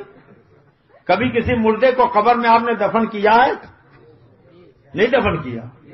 اچھا تو دفن کرنے کے بعد جب لوٹے تو مردہ واپس آیا آپ کے گھر؟ آیا؟ میں دکھا دوں؟ بولیے دکھا دوں؟ دکھا دوں. یہ دیکھیے کتاب کا نام ہے اشرف السوانی، جلد پہلی صفحہ ہے 12. لکھتے ہیں رات کے وقت جیسی رات آئی تو تھانوی صاحب کے دادا قبر میں تختے ہٹائے، مٹی کھودی اور باہر نکل آئے. رات کے وقت اپنے گھر مثل زندہ کے تشریف لائے. کہاں آئے؟ اپنے گھر آئے. خیریت ہوئی، کسی دوسرے کے گھر نہیں گئے. کہاں آئے؟ اب یہ بھی نہیں لکھا کفن پہن کے آئے تھے کہ مادر صاحب کا رہنا ہے. اور جب نہیں لکھا تو ہم بھی کچھ نہیں بتائیں گے، آپ کا جو جی چاہے وہ سمجھ لیجیے. اپنے گھر مثل زندہ کے تشریف لائے اور خالی ہاتھ نہیں آئے، اپنے گھر والوں کو مٹھائی لا کر دی. کیا لا کے دیا؟ اب یہ بھی نہیں لکھا چھینا کھلائے تھے کہ کھویا کھلائے، کلکتے کا رسگلہ لائے کہ بمبئی کا پلاتون لائے، سنڈیلے کا لڈو لائے کہ بدایوں کا پیڑا لائے. مگر جی چاہتا ایک بات ان سے پوچھ لیں. بولیے پوچھا. جب دادا جان کو آپ لوگوں نے قبر میں لٹایا تھا تو کیا شکر کی بوری بھی رکھ دی تھی؟ کیا کڑھائی بھی رکھ دیا تھا؟ کیا کسی حلوائی کو بھی لٹا دیا تھا؟ آخر قبر میں ان کو مٹھائی کا ڈبہ ملا کہاں سے؟ کہتے ہیں مٹھائی لا کر دے. اور خالی دیا نہیں، بیگم سے فرمایا اگر تم کسی سے ظاہر نہ کرو گی تو اسی طرح روز آیا کریں گے. ایک دن کی بات نہیں ہے، روز قبر سے نکل کے آئیں گے. اور ظاہر ہے روز ایک کا آئٹم تھوڑے لائیں گے، آئٹم بدل کے لائیں گے. لیکن گھر کے لوگوں کو یہ اندیشہ ہوا کہ گھر والے جب بچوں کو مٹھائی کھاتے دیکھیں گے تو معلوم نہیں کیا صبح کریں، اس لیے ظاہر کر دیا. پھر آپ تسلیم نہیں لائے. بیگم نے پڑوسن کو بتا دیا بہن کوئی غلط بات مت سوچنا، یہ تھانوی جی کے دادا ہیں جو خبر سے نکل کے آتے تھے، رات میں مٹھائی کا ڈبہ دے کے چلے جاتے ہیں. اچھا یہ بتائیے آپ کے آدھنا میں کوئی ایسا موبائل ہے کہ گھر میں بیگم بات کرے قبر میں پتہ چل جائے؟ اگر کوئی ہو تو مجھ کو بھی دے دیجیے، ہم بھی قبر میں لے کے جائیں، گھر کی بات سنا کریں. بھائی بیگم نے گھر میں پڑوسن کو بتایا تھا، انہیں قبر میں پتہ کیسے چلا؟ پتہ چلا تھانوی جی کے دادا کی بات آئی تو قبر میں زندہ بھی مانا، غیبدہ بھی مانا، اختیار والا بھی مانا. اور جب حسنین کے نانا کی بات آئی تو لکھا نبی مر کر مٹی میں مل گئے. نبی کو غیب کا علم نہیں، رسول کے چاہنے سے کچھ نہیں ہوتا. پتہ چلا مانا تم نے بھی مانا ہم نے بھی. فرق یہ ہے تھانوی کے دادا کو تم نے مانا ہے، حسنین کے نانا کو ہم نے مانا ہے.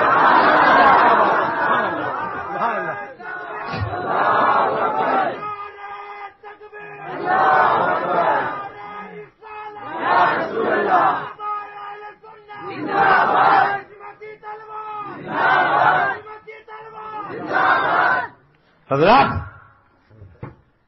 سننا چاہتے ہیں؟ دیکھیں ہمارے ایک بھائی صاحب جا رہے ہیں کسی ضرورت سے، آ جائیے گا جلدی. آپ لوگوں کو کوئی ضرورت تو نہیں ہے؟ بولیں کچھ چیز ختم کر دیں. سنیں گے؟ کتنے لوگ سنیں گے؟ اچھا سب لوگ سنیں گے. تو نقد سنیں گے کہ ادھار سنیں گے؟ اب دیکھیے سودا بالکل نقد ہونا چاہیے. نقد سنیں گے کہ ادھار سنیں گے؟ سرکار سے آپ کو محبت ہے؟ کتنے لوگوں کو؟ اگر جان دینا پڑے تو دے دیں گے. کتنے لوگ دے دیں گے؟ یقیناً دے دیں گے. ایک مسلمان سب برداشت کر لے گا مگر اپنے نبی کی توہین، زور سے بولو، سن لے دنیا والے، ہم سب برداشت کر لیں گے. بھوکا رہنا برداشت کر لیں گے، چترے بیٹھنا برداشت کر لیں گے، پھر بات میں زندگی گزارنا برداشت کر لیں گے، مگر ہمارے نبی کا کارٹون بنایا جائے، ہمارے نبی کی توہین کی جائے، ہمارے نبی کی گستاخی کی جائے، ہم اسے برداشت نہیں کریں گے. بولو برداشت کرو گے؟ کتنے لوگ برداشت نہیں کریں گے؟ کوئی برداشت نہیں کرے گا.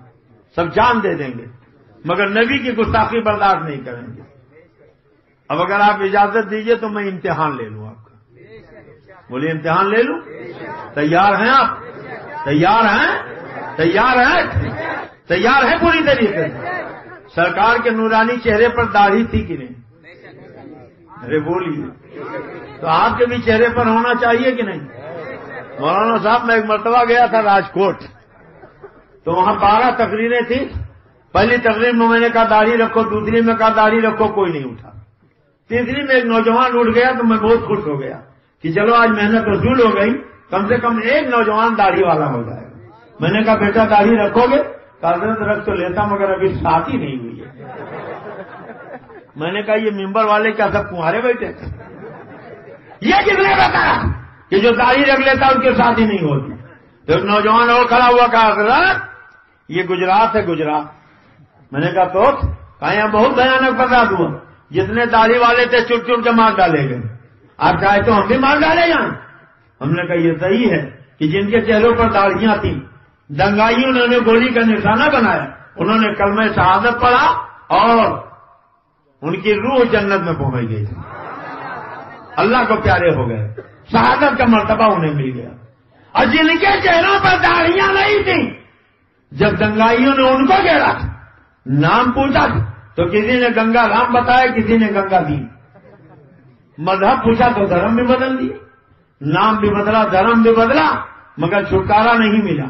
پیجامہ کھولا گیا، لنگی ہٹائی گئی، پینٹ اتاری گئی. جب دیکھا گیا ختنہ شدہ ہے تو ایک چاقو کلیجے میں پیوست کر دیا، لاش تڑپنے لگی، کوڑے کے ڈھیر پہ ڈالا، پیٹرول چھلک کے آگ لگا دیا. دیکھو چہرے پر داڑھی ہوتی، نام نہ بدلتے، مذہب نہ بدلتے، پیجامہ نہ کھولا جاتا، لنگی نہ ہٹائی جاتی، پینٹ نہ اتاری جاتی، جان چلی جاتی، مگر ایمان کا سودا نہ کرتے، نہ خدا ہی ملا، نہ وصال صنم، نہ ادھر کے رہے نہ ادھر کے رہے. واحد قوم کی وہ پختہ خیالی نہ رہی، باقی طبعی نے اپنی 16 مقالی نہ رہی، فلسفہ رہ گیا، تلقین غزالی نہ رہی، رہ گئی رسمیانہ روح بلالی نہ رہی، مسجد مرضیہ خواہیں کی نمازی نہ رہے، یعنی وہ صاحب اور صاحب اعجازی نہ رہے. سورے ہو گئے دنیا سے مسلمان نابود. ہم یہ کہتے ہیں کہ دیوی کہیں مسلم موجود، وطن میں تم ہو نصارا تو تمدن میں ہو لو. یہ مسلمان ہے جنہیں دیکھ کر شرما یہ ہو، تم تو سید بھی ہو، مرزا بھی ہو، خان بھی ہو، تم کبھی کچھ بتاؤ کہ مسلمان بھی ہو. آگے آئے لڑائی میں اگر وقت نماز کتنا روح کے زمین بوجھ ہوئی قوم حجاز ایک ہی سب میں کھڑے ہو گئے محمود آیا. کوئی بندہ رہو اور نہ کوئی بندہ نواز، بندو صاحب محتاج و غنی ایک ہوئے، جب کے دربار میں پہنچے تو سبھی نیک ہوئے. جب میں کہتا ہوں کہ اللہ میرا حال دے، حکم ہوتا ہے کہ اپنا نام ہے اعمال دے. یاد رکھو مسلمانوں، اس سب کے ایک لمحے کی زندگی ذلت کے آزاد اعلیٰ زندگی سے بہتر ہوتی. اب دیکھیے وہی تقویت الایمان صفحہ ہے 126. کون سا صفحہ ہے؟ اسماعیل دہلوی لکھتا سارا کاروبار جہان کا اللہ ہی کے چاہنے سے ہوتا ہے. ہم بھی کہتے ہیں. بولو سب کس کے چاہنے سے ہوتا ہے؟ جو نہ مانے گا کافر ہو جائے گا. سب کس کے چاہنے سے ہوتا ہے؟ اللہ کے. مگر اعتراض آگے کے جملے پر لکھتا ہے رسول کے چاہنے سے کچھ نہیں ہوتا. اور زور سے بولو معاذ اللہ، سب مل کے بولو معاذ اللہ. کیا لکھا؟ رسول کے چاہنے سے کچھ نہیں ہوتا. اب اگر اجازت دیجئے تو میں بتا دوں کہ میرے آقا کے چاہنے سے کیا ہوتا، کیسے ہوتا، کتنا ہوتا. بولیے بتاؤں. ہمارے 56 بھائیوں نے وعدہ کر لیا داڑھی رکھیں گے، نماز بھی پڑھیے، پڑھیں گے. ہاتھ اٹھائیے، وعدہ کیجئے انشاءاللہ. پورا ہاتھ اٹھائیے. جھوٹ تو نہیں بولیں گے, شراب تو نہیں پیئیں گے, غیبت تو نہیں کریں گے, بدگوئی تو نہیں کریں گے, آپس میں ایک دوسرے سے محبت کریں گے. پورا ہاتھ اٹھائیے. ماشاء اللہ, اللہ تعالیٰ توفیق کا خیر عطا فرمائے. لکھتے ہیں رسول کے چاہنے سے کچھ نہیں ہوتا. ارے زور سے بولو معاذ اللہ. اور میرے آقا کے چاہنے سے کیا ہوتا, کتنا ہوتا, کیسے ہوتا. آپ اجازت دیجئے تو ایک حدیث پاک سنا دوں. بولیے سناؤ. حدیث خصائص کبریٰ کی علامہ جلال الدین سیوطی فرماتے ہیں جنگ تبوک کے موقع پہ کھانا ختم ہو گیا. صحابہ بھوک کے پریشان بارگاہ رسالت میں آئے, آقا بھوک لگی ہے. وہ صحابی تھے, وہابی نہیں تھے. وہابی ہوتے تو کہتے اللہ ہی سے مانگنا چاہیے, رسول اللہ سے مانگنا شرک ہے. سرکار نے فرمایا بلال توسا دان جھاڑو, شاید کھانے کا کوئی سامان نکلے. حضرت بلال نے توسا دان جھاڑا, 7 کھجوریں نکلی. کتنی کتنی کتنی؟ سرکار نے دسترخوان بچھوا دیا. آقا کی سنت ہے جب کچھ کھانا چاہو تو دسترخوان بچھا لیا کرو. کیا کرو, کیا کرو؟ اور دسترخوان کیسے رنگ کا ہونا چاہیے؟ لال رنگ کا. اور کھانے کے کچھ دانے اگر دسترخوان پہ گر جائیں تو انہیں چن چن کے کھا لو. پلیٹ میں لگا ہو تو پوچھ لو, اگلی میں لگا ہو تو چاٹ لو. سرکار کاشان نبوت میں پہنچے, دیکھا ایک روٹی کا ٹکڑا پڑا ہے. اللہ کے پیغمبر نے اٹھایا, اسے صاف کیا اور تناول فرما لیا. فرمایا اے عائشہ, یہ خدا کا دیا ہوا رزق ہے, جس سے روٹ جاتا ہے دوبارہ واپس نہیں آتا. اس کا احترام کیا کرو. جو دانے دسترخوان پہ گر جاتے ہیں آپ انہیں نالی میں جھاڑ دو. جو پلیٹ میں لگاؤ اسے آپ نالی میں پھینک دو. انگلی میں لگاؤ, نالی میں بہا دو, تو ہو سکتا ہے وہی برکت والا دانا ہو, تمہارے گھر سے رزق کی برکت چلی جائے. اگر چاہے تو گھر میں رزق کی برکت سلامت رہے تو جو دسترخوان پہ گرے اسے چن چن کے کھا لو. جو پلیٹ میں لگا ہو پوچھ لو, اور جو انگلی میں لگا اسے چاٹ لو. اور آج ہمارے ہاں ہوتا کیا, دسترخوان پہ بیٹھے, جیسے ہی کھانا آیا ہاتھ بڑھا کے ٹرے اپنے ہاتھ میں لے لیا, اور جتنی مرغی کی ٹانگیں تھی سب اپنے پلیٹ میں رکھ لیا. اور جب ہڈی رہ گئی تو کہنے لگے ارے مولانا صاحب آپ بھی لیجیے, آپ تو کچھ لے ہی نہیں رہے ہیں. ہوتا ہی نہیں ہوتا. شریعت کا قانون یہ کہ اگر سالن تھوڑا سا بچ جائے تو جب تک میزبان سے اجازت نہ لے لو اسے پی نہیں سکتے. آپ کہو گے بچے ہوئے شوربے کو بغیر اجازت پی نہیں سکتے, کیوں؟ تو جتنا دال روٹی چاول بنایا جاتا اسی اعتبار سے سالن بنایا جاتا. کچھ تو آپ نے روٹی سے کھایا, چاول سے کھایا, جو بچا پی لیا. اب بعد میں جو کھائیں گے تو انہیں سوکھی روٹی سوکھا چاول کھانا پڑ سکتا ہے. اس لیے میزبان سے پوچھ لو, اگر ضرورت سے زیادہ ہو وہ اجازت دے تو پھر پیو, ورنہ چھوڑ دو. شریعت یہ نہیں چاہتی کہ میزبان پریشانی اٹھائے. تو جب بچے ہوئے شوربے کو نہیں پی سکتے تو مرغے کی ساری ٹانگیں اپنے پلیٹ میں رکھ سکتے ہو. آج ہمارا حال کیا ہے, گئے ساری ٹانگ بولٹی اپنے پلیٹ میں رکھی, آدھی نوچ کے کھایا, آدھا یوں ہی پھینک دیا. قرآن میں اللہ فرماتا ہے کلو و شبو والا تو دیکھو, کھاؤ پیو مگر فضول خرچی مت کرو. یہ حرام ہے, حرام. آج کل تو نیا طریقہ نکلا کہ لوگ کھڑے کھڑے کھاتے ہیں. یہ بتائیے آدمی کھڑے ہو کے کھاتا ہے کہ جانور؟ ارے بولو. تو جو لوگ کھڑے کھاتے ہیں ان کو کیا سمجھا جائے؟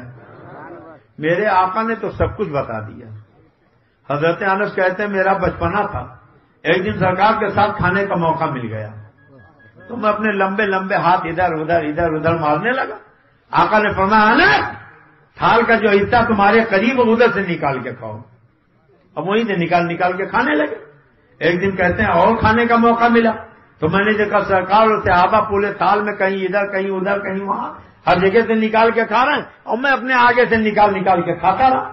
آقا نے دیکھا تو مسکرا پڑے, وہ مسکرائے, جان کی کمیوں میں پڑ گئی. یوں لب کسا ہوئی کہ گلستہ بنا دیا, دیکھنا چاہو پھول برسنا اور دیکھو آپ کا ہنسنا, قابل تاثیر عادت حسنا صلی اللہ علیہ وسلم, جس کی تفصیل سے روتے ہوئے اور پڑے اس تبسم کی عادت کا لاکھوں سلام. مسکرائے فرمایا انس اگر کھانا ایک جیسا ہو تو جو حصہ قریب ہے ادھر سے نکال کے کھاؤ، اگر کئی طرح کا کھانا ہے تو ہر طرف سے اٹھا اٹھا کے کھایا کرو۔ جس دن تم ہر طرف سے اٹھا رہے تھے ایک جیسا کھانا تھا، اس لیے میں نے روکا تھا، اور آج تھال میں کھجوریں ہیں، کئی طرح کی کھجوریں ہیں، ہم لوگ ہر طرف سے اٹھا کے کھا رہے ہیں، تم بھی ہر طرف سے اٹھا کے کھاؤ۔ تو سرکار نے تو ہمیں سب بتا دیا۔ اچھا ایک بات بتائیے، آپ میں سے کوئی کوڑھی بننا چاہتا؟ خدا نہ کرے کوڑھی بنے نبی کے دشمن، اجازت دیجیے تو ایسا طریقہ بتا دوں کہ کبھی بس کا داغ یعنی کوڑ کی بیماری ہو ہی نہ۔ بولیے بتا دوں، کھانے کے جو دانے دسترخوان پہ گر جاتے ہیں اگر انہیں چن چن کے کھا لیا جائے تو بس کا داغ یعنی کوڑ کی بیماری ہو ہی نہیں سکتی۔ اعلیٰ حضرت سرکار فرماتے وہ تو نہایت سستا سودا بیچ رہے ہیں جنت کا، ہم مفلس کا موڑ چکائیں ہاتھی اپنا خالی۔ ہم کو تو یہاں تک فرمایا گیا کہ جب بازار جاؤ تو خالی ہاتھ نہ لوٹو، کچھ نہ کچھ تحفہ خرید لیا کرو، اور یہاں تک فرمایا کہ اگر کچھ تحفہ نہیں خرید سکتے تو جھولوں میں پتھر بھر لو، تاکہ دروازے پر انتظار میں جو بچے کھڑے ہیں وزنی جھولا دیکھیں تو کچھ دیر کے لیے ان کو تسلی ہو جائے کہ ابو بازار سے پھل لے کے آ رہے ہیں، تحفہ لے کے آ رہے ہیں۔ وہ فرمایا اگر تمہارے بچوں کے ساتھ پڑوس کے بچے بھی آ جائیں تو ایسا نہیں کہ تحفہ اپنے بچوں کو دے دو، پڑوس کے بچوں کو دھکار دو، کچھ نہ کچھ ان کے ہاتھ پہ بھی رکھ دو۔ اور فرمایا اگر ان کے ہاتھ پہ نہیں رکھ سکتے تو کم از کم اتنا خیال رکھنا کہ اپنے بچوں کو تاکید کر دینا کہ پھل کھانے کے بعد چھلکے اسی جگہ پر ڈالیں کہ پڑوس کے بچے کی نظر نہ پڑے، ورنہ ہو سکتا پڑوسی اس پوزیشن میں نہ ہو کہ بازار سے تازہ پھل لا کے کھلائے تو اسے تکلیف ہوگی۔ ام المومنین تمہاری ماں، ہماری ماں، ساری امت کی ماں حضرت عائشہ کہتی ہے خاتون اپنے 2 بچیوں کو لے کر میرے گھر کچھ مانگنے آئی، میں نے تلاش کیا تو گھر میں 2 کھجوریں ملی، میں نے دونوں کھجوریں اس خاتون کو دے دیا، انہوں نے ایک ایک دونوں بچیوں کو دے دیا، خود نہیں کھایا۔ جب آقا آئے تو حضرت عائشہ نے کہا یا رسول اللہ، عرب کے وہ لوگ جو بچیوں کو زندہ دفن کر دیتے تھے اب آج کی تربیت سے اتنا اب بدل گئے، آپ کی نصیحت سے اتنا انہوں نے تبدیلی اپنے اندر پیدا کر لی کہ ایک عورت مانگنے آئی تھی، 2 بچیاں تھیں، میں نے 2 کھجوریں دی، اس نے دونوں بچیوں کو ایک ایک کھجور دے دی، خود نہیں کھایا۔ تو آقا نے فرمایا ایسا گواہ رہنا جس نے محبت سے اپنے بچے کی پرورش کی ہے اللہ تعالیٰ نے اس کو بخش دیا۔ یہ ایسا کہتی ہے ایک دن ایک عورت اور آئی، ان کے ساتھ بھی 2 بچیاں تھیں، میں نے تلاش کیا تو اس دن 3 کھجوریں مل گئی، میں نے تینوں انہیں دے دیا، انہوں نے ایک ایک دونوں بچیوں کو دیا، تیسری خود کھانا چاہتی تھی کہ اتنے میں بچیوں نے اپنے حصے کی کھجوریں کھا لی اور للچائی ہوئی نظر سے ماں کی طرف دیکھا تو ماں کی مامتا جوش میں آئی، تیسری کھجور کے 2 ٹکڑے کیے، آدھا ایک بچی کو دیا، آدھا دوسری بچی کو دیا، خود نہیں کھایا۔ اللہ کے نبی آئے تو حضرت عائشہ نے بتایا، سرکار نے فرمایا ایسا گواہ رہنا جس نے اس محبت سے اپنے بچیوں کی پرورش کی ہے اللہ نے اس کے سارے گناہ بخش دیے۔ آقا فرماتے اگر بچی اور بچے دونوں اللہ نے تمہیں دیے تحفہ لے کر آؤ تو بچوں کے ہاتھ پہ رکھنے کے بجائے بچیوں کے ہاتھ پہ رکھو اور ان سے کہو اپنے بھائیوں کو تقسیم کیا، وہ تو نہایت سستا سودا بیچ رہے ہیں جنت کا، ہم مفلس کا موڑ چکائے ہاتھی اپنا خالی۔ تو حضرت بلال نے توسا دان جھاڑا، کتنی کھجوریں نکلی، سرکار نے دستے مبارک رکھا اور کچھ پڑھا۔ ایک وہابی سے میں نے پوچھا کہ سبیل، کھچڑا، مرغا، حلوہ تم حرام کیوں کہتے ہو؟ تو کہنے لگا آپ لوگ سامنے رکھ کے پڑھتے تھے اور جو چیز سامنے رکھ کے پڑھی جائے وہ حرام ہو جاتی۔ ہم نے کہا سامنے رکھ کے پڑھنے سے حرام ہو جاتی؟ کہا بالکل۔ تو میں نے پوچھا یہ بتاؤ تمہارے ابا زندہ ہیں کہ مر گئے؟ کہا ان کا تو انتقال ہو گیا۔ ہم نے کہا جب مرے تھے نماز جنازہ پڑھی تھی؟ کہا یہ بھی کوئی پوچھنے کی بات ہے؟ کون باپ روک دیتا ہوگا جو اپنے باپ کی نماز جنازہ نہ پڑھے گا؟ ہم نے کہا جب باپ کی نماز جنازہ پڑھی تو اپنے باپ کو دائیں لٹایا کہ بائیں کی پیچھے؟ کا مولانا ہو کر آپ اتنا بھی نہیں جانتے کہ جنازہ دائیں بائیں پیچھے نہیں آگے لٹایا جاتا؟ ہم نے کہا آگے لٹا کے کیا کیا؟ کہا پڑھا۔ ہم نے کہا ابھی تو کہہ رہے تھے سبیل، کھچڑا، مرغا، حلوہ اس لیے حرام ہو گیا کہ آپ سامنے رکھ کے پڑھتے تھے تو تم نے اپنے ابا کو بھی سامنے لٹا کے پڑھا۔ اب یہ بتاؤ تمہارے ابا کیا ہو گئے؟ خدا جب دین لیتا ہے تو عقلیں زور سے بولو، عقلیں میرے سرکار کھجوریں سامنے رکھی اور کچھ پڑھا، پتا چلا سامنے رکھنا بھی نبی کی سنت اور پڑھنا بھی نبی کی سنت. ہمیں ان سے کوئی شکایت نہیں. جو وہابی ہے دیوبندی ان سے کوئی شکایت نہیں. ہمیں جو شکایت ہے وہ ان سے ہے جو ادھر بھی ادھر بھی ملے رہتے ہیں, جو دو منہا صاحب ہوتے ہیں. سب سے زیادہ خطرناک وہی ہوتے ہیں. ارے بولو وہی ہوتا ہے کہ نہیں ہوتا؟ حضرت سیدنا عمر فاروق اعظم کا زمانہ تفسیر روح البیان. ایک مسجد کے نمازی آئے, حضرت ہماری مسجد کا امام روزانہ جہری نمازوں میں سورہ عبسہ وتولی کی تلاوت کرتا. حضرت عمر نے فرمایا جاؤ اس امام کو پکڑ لاؤ. امام پکڑ کے لایا گیا تو حضرت عمر نے فرمایا کہ قرآن میں 114 سورتیں ہیں, تم خالی سورہ عبسہ وتولی ہمیشہ کیوں پڑھتے ہو؟ امام نے کہا مجھے یہ سورت زیادہ اچھی لگتی ہے. کہا 114 سورتوں میں یہی ایک سورت کیوں زیادہ اچھی لگتی ہے؟ تو امام نے کہا اس سورت میں اللہ نے اپنے نبی کو ڈانٹا ہے. اور زور سے بولو معاذ اللہ. اتنا سننا تھا کہ حضرت عمر نے تلوار نکالی, سر سے جدا کر دیا. لاش کو خون میں تڑپنے لگی. پورے عرب میں ہنگامہ ہو گیا. آج عمر نے ایک امام کا سر قلم کر دیا, قرآن پڑھنے والے کا قتل کر دیا, داڑھی والے کا خون بہا دیا. لوگوں نے کہا عمر یہ آپ نے کیا کیا؟ کہا میں نے کسی مسلمان کو قتل نہیں کیا. کہا داڑھی رکھتا تھا, کلمہ پڑھتا تھا, قرآن پڑھتا تھا, امامت کرتا تھا, مسلمان نہیں تھا. فرمایا جس کا یہ عقیدہ ہو کہ اللہ نے نبی کو ڈانٹا ہے وہ چاہے جتنی لمبی داڑھی رکھ لے وہ تو مسلمان ہو ہی نہیں سکتا. اس لیے کہا تھا کہ اللہ نے نبی کو ڈانٹا. حضرت عمر نے سر قلم کر دیا. اور یہ وہابی تم نبی کے علم پاک کو معاذ اللہ کتے سور کے علم سے تسبیح دے رہے ہیں, نبی کو شمار سے زیادہ ذلیل لکھ رہے ہیں, نبی کو ذرے ناشی سے کمتر لکھ رہے ہیں, نبی کو مرکز مٹی میں ملنے والا لکھ رہے ہیں. اے نبی کے سچے وفادارو, اگر آپ کو نبی سے محبت ہے تو آپ بتاؤ کہ آپ نبی کے ان غداروں کے ساتھ کھانا پینا گوارا کرو گے؟ کتنے لوگ نہیں گوارا کریں گے؟ اپنے نبی کو وعدہ گواہ بنا کے وعدہ کرو. نبی کے دشمنوں کے ساتھ کھانا پینا تو نہیں کھاؤ گے, ان کا شادی بیاہ تو نہیں کرو گے, ان کا ذبیحہ تو نہیں کھاؤ گے, ان کے پیچھے نماز تو نہیں پڑھو گے, ان کا رشتہ ناتا تو نہیں کرو گے. اگر باپ نبی کا غدار ہو جائے تو کوئی تعلق تو نہیں رکھو گے, بیٹا نبی کا غدار ہو جائے کوئی تعلق تو نہیں رکھو گے, ماں نبی کے غدار ہو جائے کوئی تعلق تو نہیں رکھو گے. یاد رکھو تمہاری ماں ہماری ماں ساری امت کی ماں حضرت ام حبیبہ ابو سفیان کی بیٹی. حالت کفر میں ابو سفیان مکے سے چل کے مدینہ آئے. حضرت صدیق اکبر سے کہا چلیے اپنے نبی سے ملوا دیجیے. کہا جب تک ایمان نہیں لاؤ گے نہیں ملوائیں گے. حضرت عمر سے کہا انہوں نے بھی انکار کر دیا. حضرت عثمان سے کہا انہوں نے بھی انکار کر دیا. کہا کوئی نہ ملوائے. میری بیٹی ام حبیبہ رسول اللہ کی بیوی ہے اور بیٹی اپنے شوہر کو اپنے نبی سے ملوا ہی دے گی. بڑے ارمانوں کے ساتھ پہنچے مگر جیسے ہی حضرت ام حبیبہ نے دیکھا نہ سلام نہ کلام, چہرہ پھیر لیا.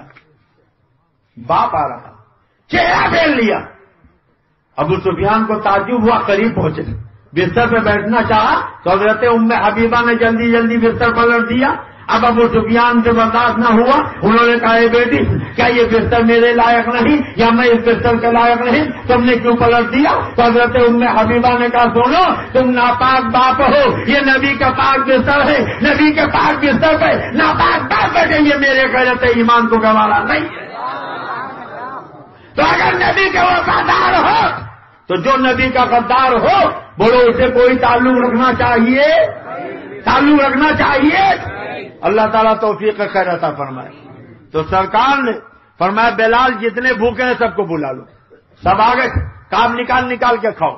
تو حضرت بلال کہتے ہیں ایک ہاتھ سے کھجور نکالتا تھا, کھا کے دوسرے ہاتھ سے کھچڑی الگ. بلال کہتے ہیں میں نے سوچا لاؤ شمار تو کریں میں نے کتنی کھجوریں کھائی, اور جب میں نے گننا شروع کیا تو کہتے ہیں میں نے تنہا جو کھائی تھی وہ 54 کھجوریں تھیں. محبت سے بولو سبحان اللہ. پہلے کل کتنی کھجوریں تھیں؟ 7. یہ قصہ نہیں ہے, کہانی نہیں ہے, خزائن کبریٰ کی حدیث. حضرت بلال نے تنہا کتنی کھائی؟ 54. اور لوگ بیٹھے منہ دیکھ رہے تھے, سب کھا رہے تھے, سب کے پیٹ بھر گئے. حضرت بلال کہتا ہے میں سوچنے لگا آقا ہاتھ ہٹا دیتے تو میں دیکھتا بچی کتنی ہے. سرکار نے ہاتھ ہٹایا اور جب آقا نے ہاتھ ہٹایا تو حضرت بلال کہتے ہیں میں نے دیکھا خدا کی قسم 7 کے 7 کھجوریں اب بھی موجود ہیں. آقا فرماتے ہیں بلال ان کھجوروں کو سنبھال کے رکھو, خرچ مت کرنا پھر کام آئیں گے. انہوں نے رکھ لیا. اب دوسرے دن پھر بھوک لگی تو پھر آگے آقا بھوک لگی ہے. سرکار نے فرمایا کھجوریں کیا نہیں کہا رکھی ہیں, کہا لاؤ. پھر لے کر آج پھر کھجوریں بچوائیں, دسترخوان بچوایا, پھر ساتوں کھجوریں رکھی, اور رکھنے کے بعد کچھ پڑھا, فرمایا کھاؤ. تو حضرت بلال کہتے دوسرے دن کھانے والے سب. کھجوریں کتنی ہیں؟ سب نے کھایا, پیٹ بھر گئے. آقا نے ہاتھ ہٹایا تو حضرت بلال کہتے میں نے دیکھا ساتھ کے ساتوں کھجوریں اب بھی موجود ہیں. اسی طرح روز کھلاتے رہے. اور جب مدینہ قریب آیا تو سرکار نے بچے کو بلایا, ساتوں کھجوریں دے دی, وہ کھاتا چلا گیا.